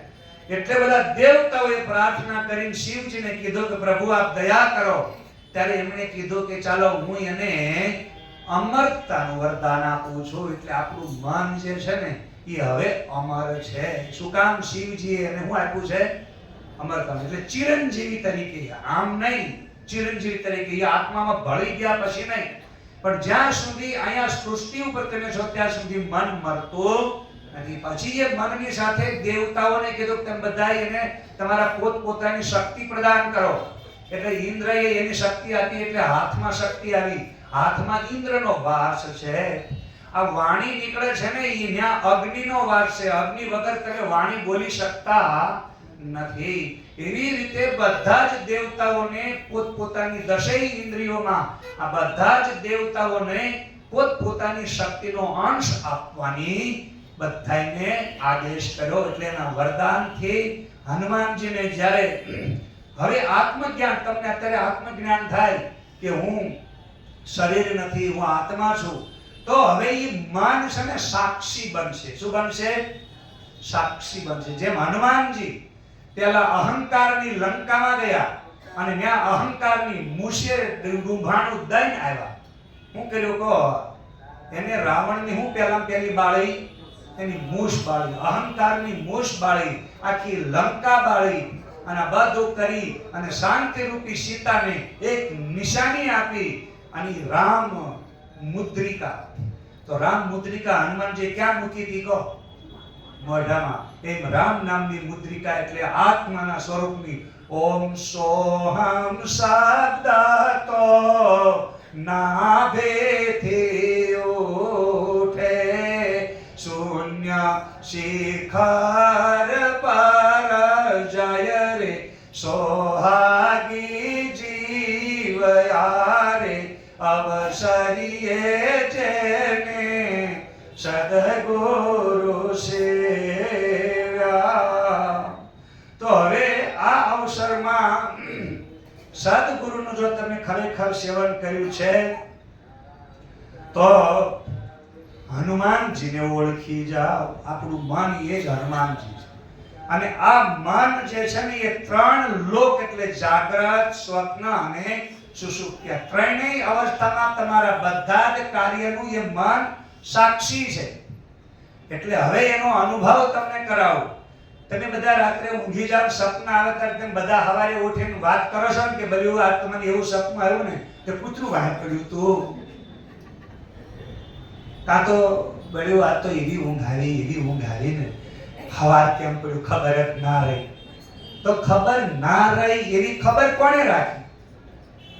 એને તમે ઓળખી લો રામ સૃષ્ટિના સર્જન, એને તમે બસ આટલું પાકું કરો, બીજું કાંઈ કરવાની જરૂર નથી. ગાઢ નિદ્રામાં ઊંઘી ગયા, મેં કશું જ જાણ્યું નહીં. હું સ્ત્રી છું, પુરુષ છું, અમે અબળા છીએ, નબળા છીએ, દુબળા છીએ, કાંઈ ખબર હતી? બોલો. ઊંઘી ગયા પછી કોઈ પૈસા વાળા નહીં, કોઈ ગરીબ નહીં, કોઈ પલંગમાં હૂતું, કોઈ હેઠે હૂતા, ક્યાં હૂતા, કાંઈ ખબર રહેતી? આવા ઘણાય લોકો છે કે સવારમાં ઉઠીને કે બળ્યું માર દવાખાને કેમ કે પલંગમાં જ પડ્યો ત્યાં ઓહણ કઠોળામાં પડ્યો ત્યાં હાથ ભાંગી ગયો, એટલે હૂતા હાથ ભાંગી ગયો. વિચાર કરો, આને ઊંઘમાંય હક. એટલે કહેવાનો મતલબ એ છે કે ત્રણેય લોકના આ સાક્ષી આત્માની સાથે મન તમારું બધું જ જાણે છે. અને જાણે છે એટલે જીવનમાં બીજી બધી બાજુથી આમ તેમ તાણે છે. અને તાણે છે ને એટલે જ આપણે બધાએ આને માણવા માટે આઘા પાછા થઈએ છીએ. હવે આ મન જ્યારે કાળી ચૌદશે જન્મ લીધા પછી દાડો ઉગ્યો ને ત્યારે એ વખતે હનુમાનજીનો બીજો જન્મ થયો. કયો જન્મ થયો? બીજો જન્મ. ત્યારે શું હતું કહો? ચૈત્રી સુદ પૂનમ 16 કળાએ ખીલેલો જન્મ. હવે બોલો હનુમાનજીની. એટલે હનુમાનજીને આપણે અર્થાત મનનો દેવતા કોણ છે? મન છે. ચંદ્રમા મનસો જાયેત. વેદ એમ કહે છે ચંદ્રમા એ મનનો દેવતા છે. અને મનના દેવતાને ભગવાન શિવ ચંદ્રને ક્યાં ધારણ કરે છે કહો? મસ્તક ઉપર ધારણ કરે છે. એ મસ્તક ઉપર ભગવાન શિવને જે અહીંયા તમે ચંદ્ર જોઈ રહ્યા છો એ શાંતિનું પ્રતીક છે. અને એટલે આપણે ઘણી વખત ભજન ગાઈએ ત્યારે કહીએ છીએ ગુરુ ऐसा कीजिए जैसा पूनम का चांद, तेज आपे पण तपे नहीं, दे दे अपना आनंद. समर्थ सदगुरु केवा હોય? चंद्र समान सौम्य तजाकी, सागर सम गंभीरा. चंद्र समान सौम्य तजाकी, सागर सम गंभीरा.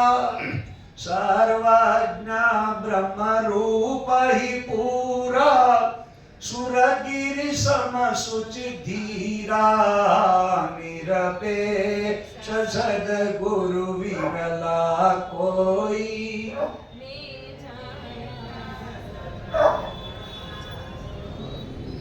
ઓછો અવાજ આવે છે. હા, થોડી ટેવ રાખો કે સારું ગાવાનું શીખો. નગર બીજું બધું ઘણું બધું આવડે છે. લોલમ લોલ, પોલમ પોલ, અને વગાડે મોટો ઢોલ. અને પછી કે ભગવાન અમારી ભક્તિ થળતી. એ તો તમે પોતે જ ભમ થઈ ગયા છો પછી ક્યાંથી ભળ?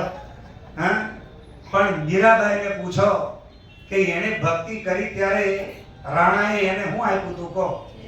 તો તમારે હાથે કરીને પીવું છે ગુડીને પીધું, આપણે સાચા છે ખોટે પીવા ખતરો કરો છો. હા, એને રાણાએ આપ્યું, આપણે આપણી. પણ એને શું કીધું ખબર? એને એવું કીધું રાણાને કહેજો ફરી ઝેર ઝેર ને જીરવા વાલો મારો. એને પોતાની ઈચ્છાથી ઝેર નથી પીધું, ઝેરીલા લોકોએ ઝેર આપ્યું છે.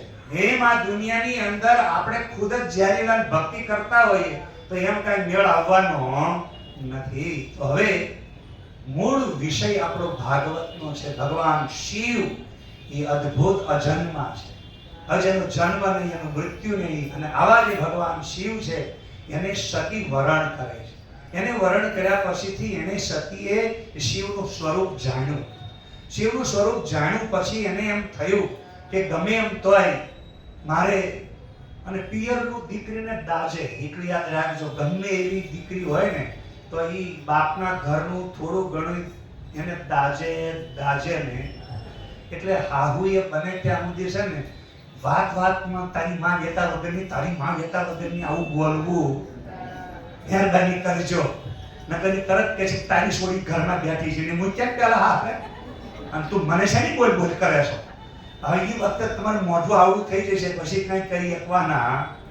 કેમ કે ઘણા ઘરમાં અત્યારે હું જોઉં છું ને કાંબોલિયામાં તો ઘણાની છોડીઓની લેવા પાટેદાર એવું લખેલું આવે છે. અને 35 વર્ષની છે, 28 વર્ષની છે, છૂટાછેડા થયા છે, એક નાની દીકરી છે, એક ફલાણું છે, અને ફરી લગ્ન કરવાના છે, જે કોઈ આવી તેની માંગણી છે, અને આવું બધું અત્યારે મારી પાસે એડવર્ટાઇઝ આપવી પડે કે લઈ જાઓ.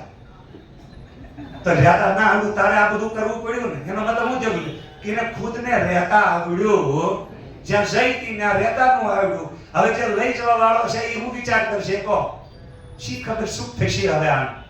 કેમ કે એડવર્ટાઇઝ કરીને હવે તમે તમારું મન અત્યારે મારી અને જેવું મળે એવું લેવા તૈયાર હવે આવશો. ત્યારે તમે એડવર્ટાઇઝ આપી માર્કેટમાં, તમે આમ વેચવાની જાહેરાત કરી, નહીં કે માલ વેચવો છે જાહેરાત કરો. એવી ભૂંડી દશા આવી છે આ બધાની. ક્યારે આવી દશા આવી? તમને તમારા ઉપર ભરોસો નથી રહ્યો ત્યારે ને. તમે તમારી મનની માકડા જેવી વૃત્તિથી જિંદગી જીવો છો ત્યારે આ દશા થઈ ને કે બજારની અંદર આવી રીતે તમારા બોર્ડ વેતા કરવા પડે. હવે એની વાંચનારો વાંચે, જોવે, લખે, અંદર કેવી એની માનસિક ક્રિયા. હવે એ મનમાં કેટલું બોલતા છે આમને તેમને કેવું. તમે તમારી કલ્પનાઓ કરો કે આટલી બધી અપમાનજનક જિંદગી તમે જે અત્યારે જાહેરમાં તમારી જાતને નીલામીમાં મૂકી દીધી છે. એ ક્યારે આ બધું થયું ઊભું? માવતરે છોકરીઓને એવા સંસ્કાર આપી શક્યા. બસ આવું નાવું બસ. એટલા માટે અત્યારની હાહુ બહુ દુખિયારી છે. બાપુ અમારી હાહુ હારે હાલ્યું નહીં ને અત્યારની છોડીનું બહુ હારે અમારું હાલતું નહીં. શું કામ નથી હાલતું? કારણ કે આપણી ભક્તિમાં કમી છે, આપણી શક્તિમાં કમી છે. એક શક્તિ એવી હોય છે ને તમારે કંઈ કરવું ન પડે. હું આજ આ ઘણી વખત મારે કહેવું પડે છે. આ એક જ દ્રષ્ટાંત મને વધારે સાયકોલોજી તમારા મન ઉપર અસર કરે એવું છે એટલે ખાસ કહી દઉં. કેમ કે આપણે કથા આગળ લઈ જવાની, પણ અત્યારે આટલું નામ એવું દ્રષ્ટાંત છે કહી દઉં. જે નવી હાહુ બનવાની હોય ને એના માટે ખાસ તો તમારા ઘરે જ્યારે તમે છોકરાને પરણાવીને ઘરે વહુ લાવ્યા એની પહેલા બધા જોવા ગયા હતા, બધાએ પસંદ કરી, બધુંય જોયું, ખબર હતી કે આ દીકરી આવી છે, બરોબર.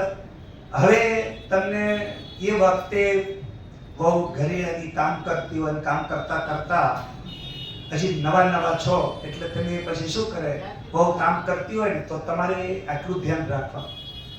અત્યારની હાહુ થોડી માખણ ચોપડી થાય, અને બહુ માખણ ચોપડશો ને તો એ ચીકણી લાટ જેવી હાથમાંથી સટકીને જતી રહેશે, પછી તમારા હાથમાં રહેશે.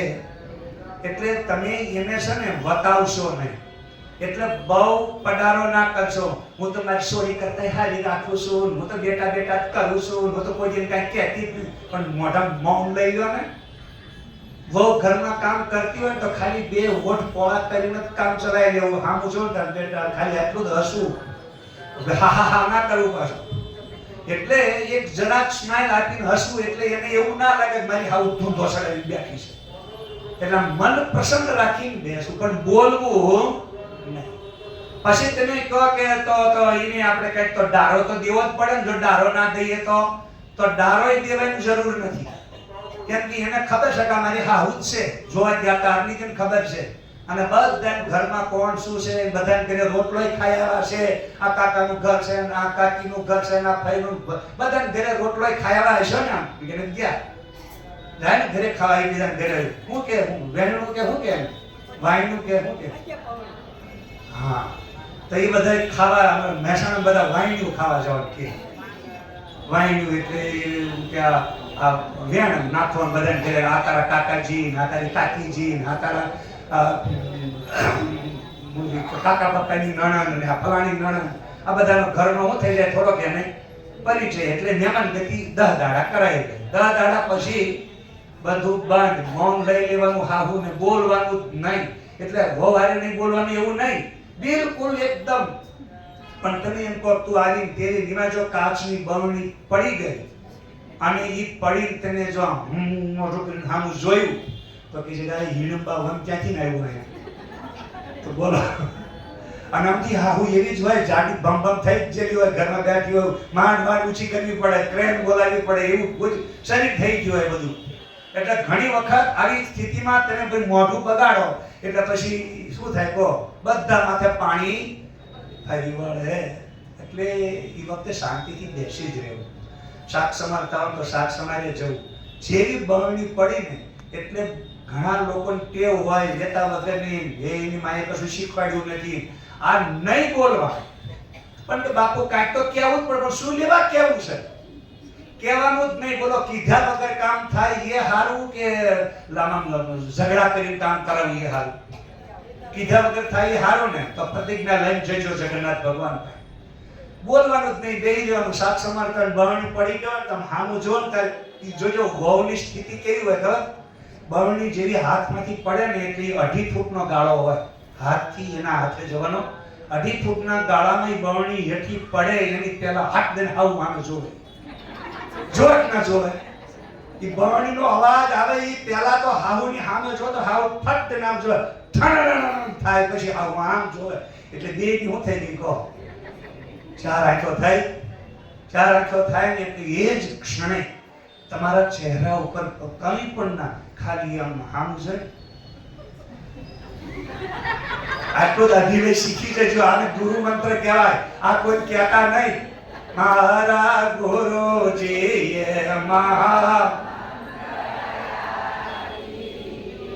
એક સ્માઈલ કરી હેઠું જ જોઈ જવાનું, સમારે રાખવાનું, સમારે રાખવાનું. પછી એને જોજો પરસેવો વળે કે બા કશું બોલ્યા નહીં, લે બા કશું બોલ્યા. અને તમે બધું કાચા બધું વીણી સાફ સૂફ કરીને ચોખ્ખું કરીને અને કપડા તમને, અને પછી તો દયા આવે તમે ખાલી વધારે ગભરાઈ ગઈ છે અને એનું બિચારીને કોઈ નહીં, એની માં નહીં, તો મારે એને કંઈક આશ્વાસનની માં છે. હવે માં બનવું તો માં બની તો તમારે છે ને ડાપણ તો કરવાનું જ નહીં. ખાલી એટલું પૂછવાનું કે આપણે પેલા ભાઈ ઘરે આવવાના હતા, એ કાગળ આપી જવાના હતા, એ કાગળ કઈ આપી ગયા છે? ના ભાઈ, હું તો કોઈ આપવા નહીં આવ્યું. હવે આમ શું કરવાનું? મનને અવળા રસ્તે ચડાવો, કેમ કે એનું મન ગભરાઈ ગયું છે. અને ગભરાયેલા મનને તમે કાંઈ પણ ઈ પ્રસંગ બાબતમાં તો પૂછવાનું જ નહીં. નકર બહેનોની એવી કેવું હોય, કોઈ મરી ગયું હોય ને તો વાય રોતા હોય ને તો એને આવી રીતે તે 3 દી થઈ જાય, અઠવાડિયું 15 દાડા થઈ જાય તો ઓલી ન રોતી હોય તો રોડ આવે, પણ આવું દુઃખ તને ક્યારે આવ્યું? એટલે પણ બધું ભૂલી ગયા છે. હવે રવા તું બીજી વાત કરીને, પણ તોય એને રોડ આવે છૂટકો. આ કેવું છે બધા. એટલે આ કાગળ લાવવાનું, પેલું લાવવાનું કરીને મન ડાયવર્ટ કર્યું. ડાયવર્ટ કર્યું ના બાય તમને ખબર નહીં, આમ તેમ કરી વાત ભૂલી જાય, પતી ગઈ વાત. પછી એમ કરતા કરતા 15 દી મહિનો થાય, આવા બધા નાના મોટા પ્રસંગો જતા રહે ને પછી જો પડોશીને ઘરે બેહવા ગઈ હોય અને ઘડિયાળ જો તો મારે ઘર જવું પડશે, અને પડોશી કે પણ કેમ? તારે કે બસ ટાઈમ થઈ ગયો, મારે જવું પડે. પણ બેસને બેની વાત કરીને હું તને ઉતાવળ છે નહીં કાંઈ તારી હાહુ બસ ભાઈ હાહુ કશું બિચારા નહીં બોલતા. કેમ નહીં બોલતા? એટલે શું ના બળ્યું, મને એની દીકત જેવી લાગે છે ને. શું કીધું કહો? એ કશું બોલતા જ નહીં. કે નિસોઈ ના આવી, નિસોઈ નહીં, હસતી હોય, મોઢું તો હસતું જ હોય છે એનું મોઢું બગડેલું તો હોતું. તો હું બગડે કોક 10 મનનું, આપણું શું લેવા બગડે? તો એ વખતે એને યાદ રાખજો, એવો એને તમારી જે પ્રતિભા છે, તમારો જે વિભૂતિ પ્રભાવ, એનું વર્ણન પડોશીને ત્યાં કરે છે. તો જેવું છે એવું ચિત્ર વર્ણે છે. હસતી જ હોય છે, કાંઈ બોલતાય નથી, પણ ગળ્યું મને એની દિક્કત લાગે છે કે આપણે ખોટું કરાય તો આ પ્રભાવ તમારું હોવાપણું જ જો એને એના ખોટા માર્ગથી પાછું વાળે તો પછી જીભડો બગાડવાની ત્યાં જરૂર છે. એટલા માટે આપણે બધાએ આટલું કરવાની ખાસ જરૂર છે. હવે અહીંયા ભગવાન શિવનો પ્રસંગ પૂરો કરી દઈએ. સતી સાથે એના લગ્ન થયા પછી એક વખત સભામાં અહીંયા એમણે દક્ષ પ્રજાપતિએ બધા જ દેવતાઓને નિમંત્રણ આપ્યું, બધા આવ્યા, શિવજી પણ આવ્યા. એમાં સભાની અંદર આયોજન એવું હતું કે યજ્ઞનું આયોજન કરવાનું હતું અને એ યજ્ઞના આયોજનમાં બધાની સાથે મીટિંગ કરવાની હતી. તો દક્ષ પ્રજાપતિને સભામાં આવવામાં થોડું મોડું થયું એટલે વિષ્ણુ સહિત બધા સભામાં ઊભા થઈ અને દક્ષ પ્રજાપતિને સન્માન આપ્યું. અને શિવજી સમાધિમાં હતા અને સમાધિમાં શિવજી હતા એટલે એને સન્માન આપ્યું નહીં. એટલે બેસી ગયા, એને ખબર જ ના રહી કોણ સભામાં આવ્યું કોણ ગયું. એ સ્વરૂપની અંદર સ્થિત હતા. હવે જ્યારે સ્વરૂપમાં સ્થિત હતા એટલે અહીંયા દક્ષને રી ચડી એટલે એને તરત એ જ વખતે નિર્લજ્જ ન કહેવાના શબ્દો જમાઈને કીધા કે તમે નિર્લજ્જ અને કઈ ધન ધડા વગરનું તમારું જોવાને આ બધું સ્વરૂપ મહણિયમ પડ્યા રહ્યો છો અને આવું અપવિત્ર તમારું જીવન છે. તો શિવજી જેની આ સૃષ્ટિની રચનાનું જ્યાંથી શરૂઆત થઈ અને જ્યાં જેનો અંત એ બેયનો છેડો છે ને ત્યાં શિવજી છે. આ બાજુ શિવની સૃષ્ટિની શરૂઆત થઈ, આંટો મારીને પાછું અહીંયા આવી અને એ પાછું સૃષ્ટિનો શું થયો અંત. તો શરૂઆત અને અંત એ બેય એક જ જગ્યા છે. જ્યાં જન્મ છે ત્યાં જ મૃત્યુ છે, જ્યાં મૃત્યુ છે ત્યાં જ પાછું જન્મ છે. આ શિવજીનું સ્થાન છે અને એ શિવજીના સ્થાનને દક્ષ પ્રજાપતિ અહંકારી સમજી શકતો નથી અને અપમાન કરે છે. એટલે ત્યાં એકબીજાને શ્રાપ આપવાનું થયું. શિવજીએ એના જે ગણો હતા, શિવજીના જે ગણ હતા એમણે બધાએ એ વખતે ત્યાં શ્રાપ એવો આપ્યો અને એવું એમને કીધું કે જે કોઈ પણ વિષ્ણુના વૈષ્ણવ અમારા જે હશે એ શિવજીને પૂજા નહીં કરે. એટલે વૈષ્ણવ છે ને અમુક લોકો જે છે ને આ દક્ષ પ્રજાપતિ સાથે જોડાયેલા વૈષ્ણવ એ શિવની પૂજા કરતા અને આ બાજુ શિવની અંદર જે બીજા નંદી હતા, નંદીએ સામે શ્રાપ આપ્યો કે તમે શિવની ભક્તિ વગર તમારા જીવનમાં સફળ થવાના નથી. કેમ કે ભગવાન શિવ વિષ્ણુની પૂજા કરે છે અને વિષ્ણુ ભગવાન શિવની પૂજા કરે છે. અરસ પરસ બે શું છે કો એક છે. પણ આ ભેદ બુદ્ધિ વાળા શ્રાપિત લોકો જે આ ટોળામાં ભળેલા લોકો હતા, જે દક્ષના ટોળામાં હતા અને અહીંયા જે શિવજીની સાથે જોડાયા, એટલે શિવ સાથે જોડાયેલા લોકોને કોઈ મંદિરની એલર્જી નથી હોતી. અને શિવજીનું મંદિર હંમેશા શું હોય કો ખુલ્લું જ હોય, એના દરવાજા કોઈ બંધ ન હોય. વિષ્ણુના દરવાજા બંધ થઈ જાય કેમ કે દક્ષ પ્રજાપતિ વાળા લોકો વધારે છે. એને એમ કે સમથિંગ અમે આમ ને અમે તેમ ને અમે આમ ને અમે તેમ, બસ એની અનેમાં જ બધું છે પણ પોતાની અંદર કાંઈ છે નહીં. બહારથી બધું દેખાડવું છે, અંદર કાંઈ નથી. તો આ રીતે બે શ્રાપ આપીને છૂટા પડ્યા. પછીથી એક વખત એવું બન્યું કે અહીંયા ફરી દક્ષ પ્રજાપતિએ યજ્ઞનું આયોજન કર્યું અને એમાં શિવજીને નિમંત્રણ ના આપ્યું. એટલે હવે અહીંયા દેવતાઓને આપણને બધાને બહુ આવી કઠણાઈ હોય છે. કોકના ઘરમાં હળગેલું હોય ને તો એને હળગાવા વધારે છે. તો દેવતાઓને આમ દક્ષિણ ભારતથી જવું હોય ને તો હરિદ્વાર પહેલું આવે કે કૈલાશ પર્વત પહેલો આવે? હા, હરિદ્વાર પહેલું આવે ને તો ત્યાં દક્ષ પ્રજાપતિનું મંદિર છે, તમે જોજો. ત્યાં સતી બળીને ભસ્મ થયા હતા, એનો કુંડ પણ છે, બરાબર. તો બધાએ સીધું દક્ષ પ્રજાપતિ ત્યાં જવું જોઈએ પણ ન ગયા. આ બધા બંગાળની ખાડીમાં રખડતા ફરતા કૈલાશ ઉપર ગયા અને કૈલાશ ઉપર જઈને પાર્વતી જે સતી જ્યાં બગીચામાં કામ કરતા હતા ત્યાં જઈને હું કીધું કહો, અરે માતાજી શું કરો છો? લે તમારા પિતાજીએ યજ્ઞનું આયોજન કર્યું છે, તમને કાંઈ સમાચાર? તો દીકરી બાપનું હું રાખું બહુ ઊંચું રાખે. હા ને સમાચાર તો હોય જ મારા બાપ, પણ કાલ તો આરંભ થવાનો, હજી તમે અહીંયા જ છો, કઈ ઝાલા નો ગયા કરીએ ના. અમારે થોડું શું હતું આમ ને તેમ ને આ બધું જૂઠું બોલે. કોની દીકરી છે કહો? હા, દક્ષની. તો દક્ષ પોતે અહંકારી એટલે દીકરીને થોડોક અંદર એવા સંસ્કાર તો હોય ને. તો એ ભગવાનનું સ્વરૂપ જાણે છે પણ સંસ્કારમાંથી હજી બહાર નીકળે એટલે એને ત્યાં કોઈ સંતાન નહીં અને ત્યાં એને જવાની જીદ પકડી. શિવજીને એને કીધું સાંભળો છો, મને એવું લાગે છે અહીંથી આવું શરૂ થયું લાગે. તો એટલે એને તરત કીધું કે આપણે જવાનું છે. કે જવું હોય તો મારી હા નથી, હું હા પાડતો. તો એ કે તમે હા ના પાડો પણ બાપાના ઘરે તો જવાનું જ હોય, તો તમારે આવો જ જવાબ મળતો હશે, બરાબર? એ વખતે કેમ કે વરતિયાનું જ કરે છે એટલે પછી તો કેવું થયું કે ભાઈ અમારે તો જવું જ છે. તો કે જવું હોય તો જાઓ. શિવજી કે હું ના પાડતો નથી, પણ ત્યાં આપણું કોઈ સન્માન નથી, અને આવ નહીં આદર નહીં, નહીં મેનન મે નેહ, તુલસી વહાન જાઈએ ચાહે કંચન વરસે. જ્યાં આવ આદર સન્માન ખતમ થઈ જાય ને તો ત્યાં કોઈના ઘરનું પાણી પીવાય. એટલે ખાસ ધ્યાન રાખજો, કોઈ પણ જ્યારે ઘરનું પાણી પીવાની ના પાડે તો સમજી લેવું કે આપણી કાંઈક આ ગામની અંદર એવી ખામી છે કે હવે અહીંયા લોકો આપણું પાણી પીવાય રાજી નથી. વિચાર કરો કે કેટલી ધર્મ આપણને સનાતનની અંદર આપણને કેવું સમજાવે છે, પણ દક્ષ પ્રજાપતિના આવા સંસ્કારવાળી સતી એ વખતે કોઈનું પણ સાંભળ્યા વગર, માન્યા વગર, શિવજીનું માન્યા વગર એ જવા તૈયાર થઈ. તો કે હું જાણું છું કે શું થવાનું છે. એટલે એને હારે એના બે ગણ મોકલ્યા. એ ગણ મોકલી અને સતી ગયા.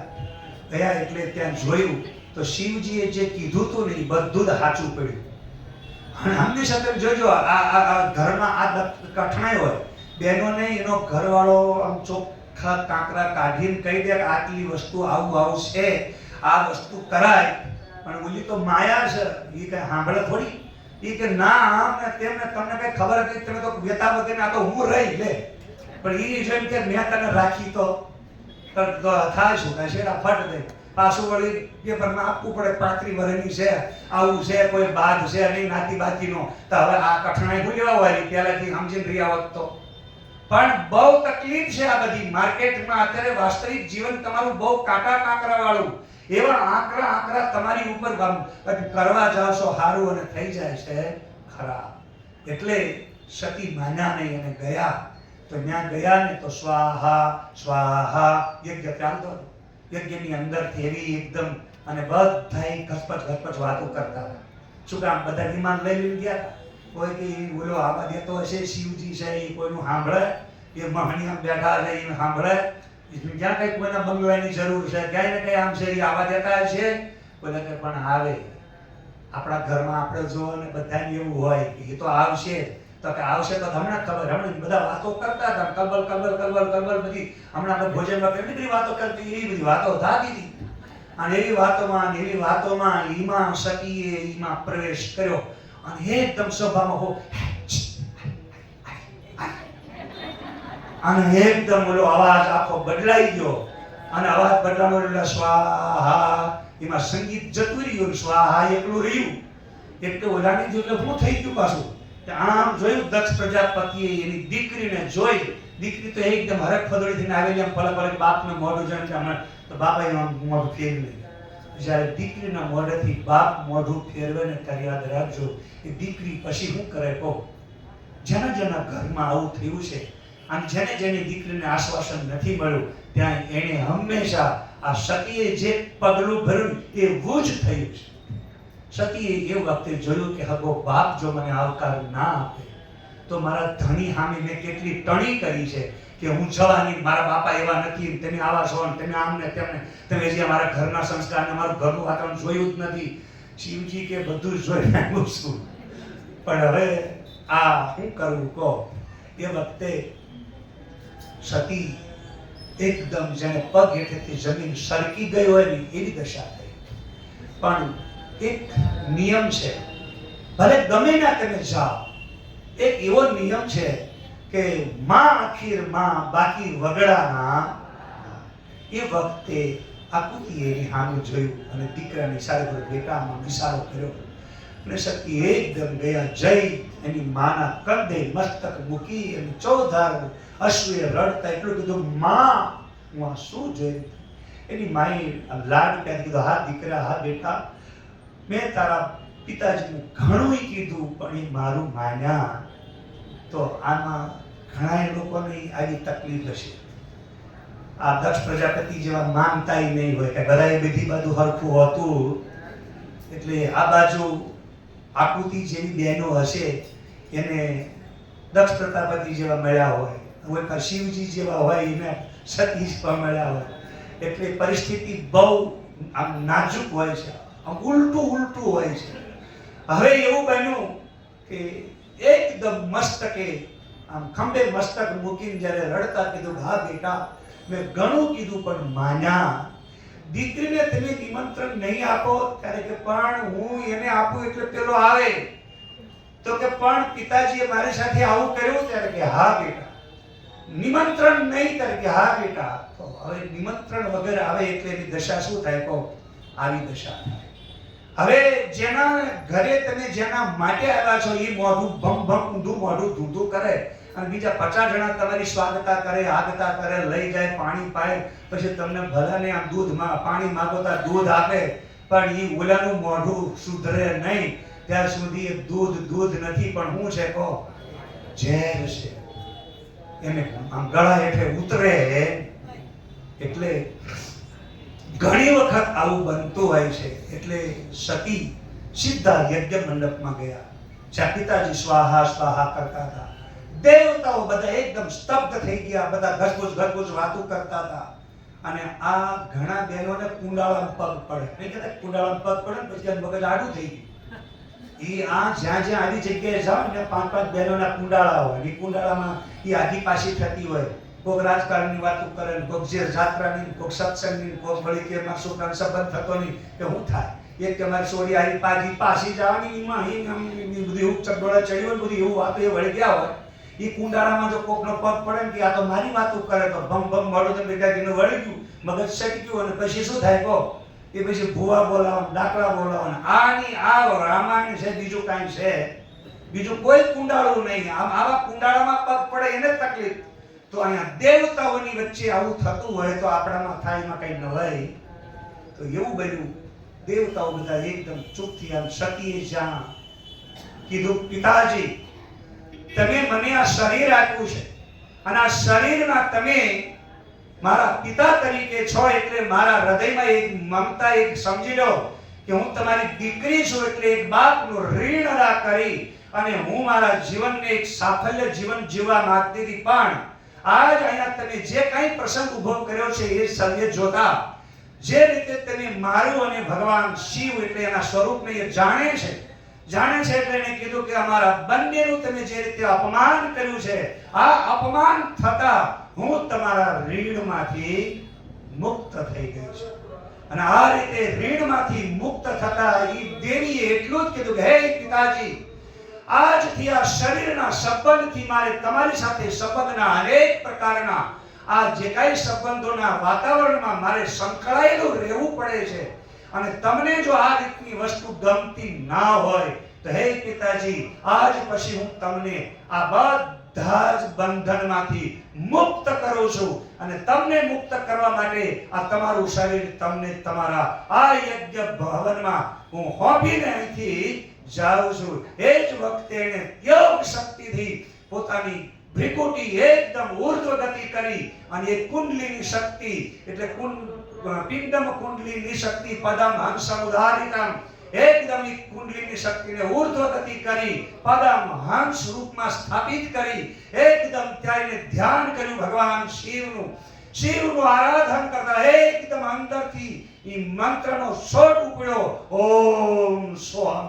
ઈ ઓમ સોહમની જે ધારા શરૂ થઈ, આ બાજુ એને સ્થૂળમાંથી સૂક્ષ્મમાંથી એકદમ કારણ અને કારણની અંદર એકીભૂત એકમાત્ર તુર્ય પદ અવસ્થામાં જતા એમણે ત્યાંથી ઉર્ધ્વ ગતિની સાથે તુર્ય અવસ્થામાં સચ્ચિત સુખમ પરમહંસ ગતિમ તુર્યમ એ તુર્ય અવસ્થામાં જ્યાં પ્રવેશ કર્યો એ સાથે જ અહીંયા સતીનું શરીર એકદમ યજ્ઞમાં હોમાઈ ગયું.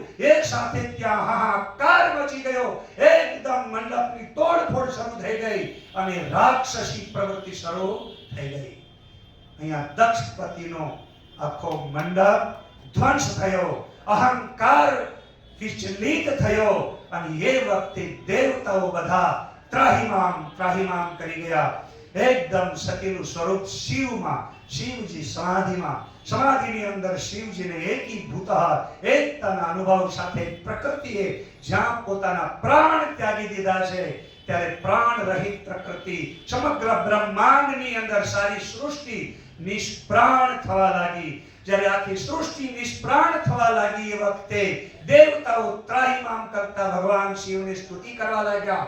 અને એ વખતે સ્તુતિ કરતા દેવતાઓએ કીધું, આપો દ્રષ્ટિ માતેજ અનોખો સારી સૃષ્ટિમાં શિવ રૂપ દેખું.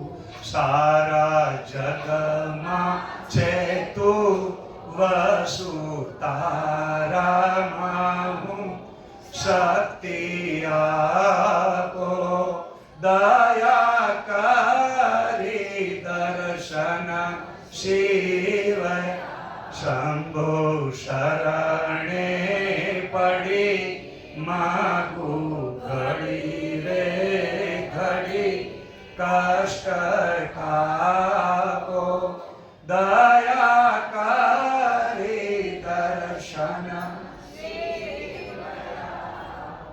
તો આ રીતે સ્તુતિ કરી અને હવે આપણે બધા વિશેષમાં 2 મિનિટ જઈ પાછા તરત પાછા આવજો, કેમ કે 11:15 થઈ ગયા છે. બોલ સચ્ચિદાનંદ ભગવાન.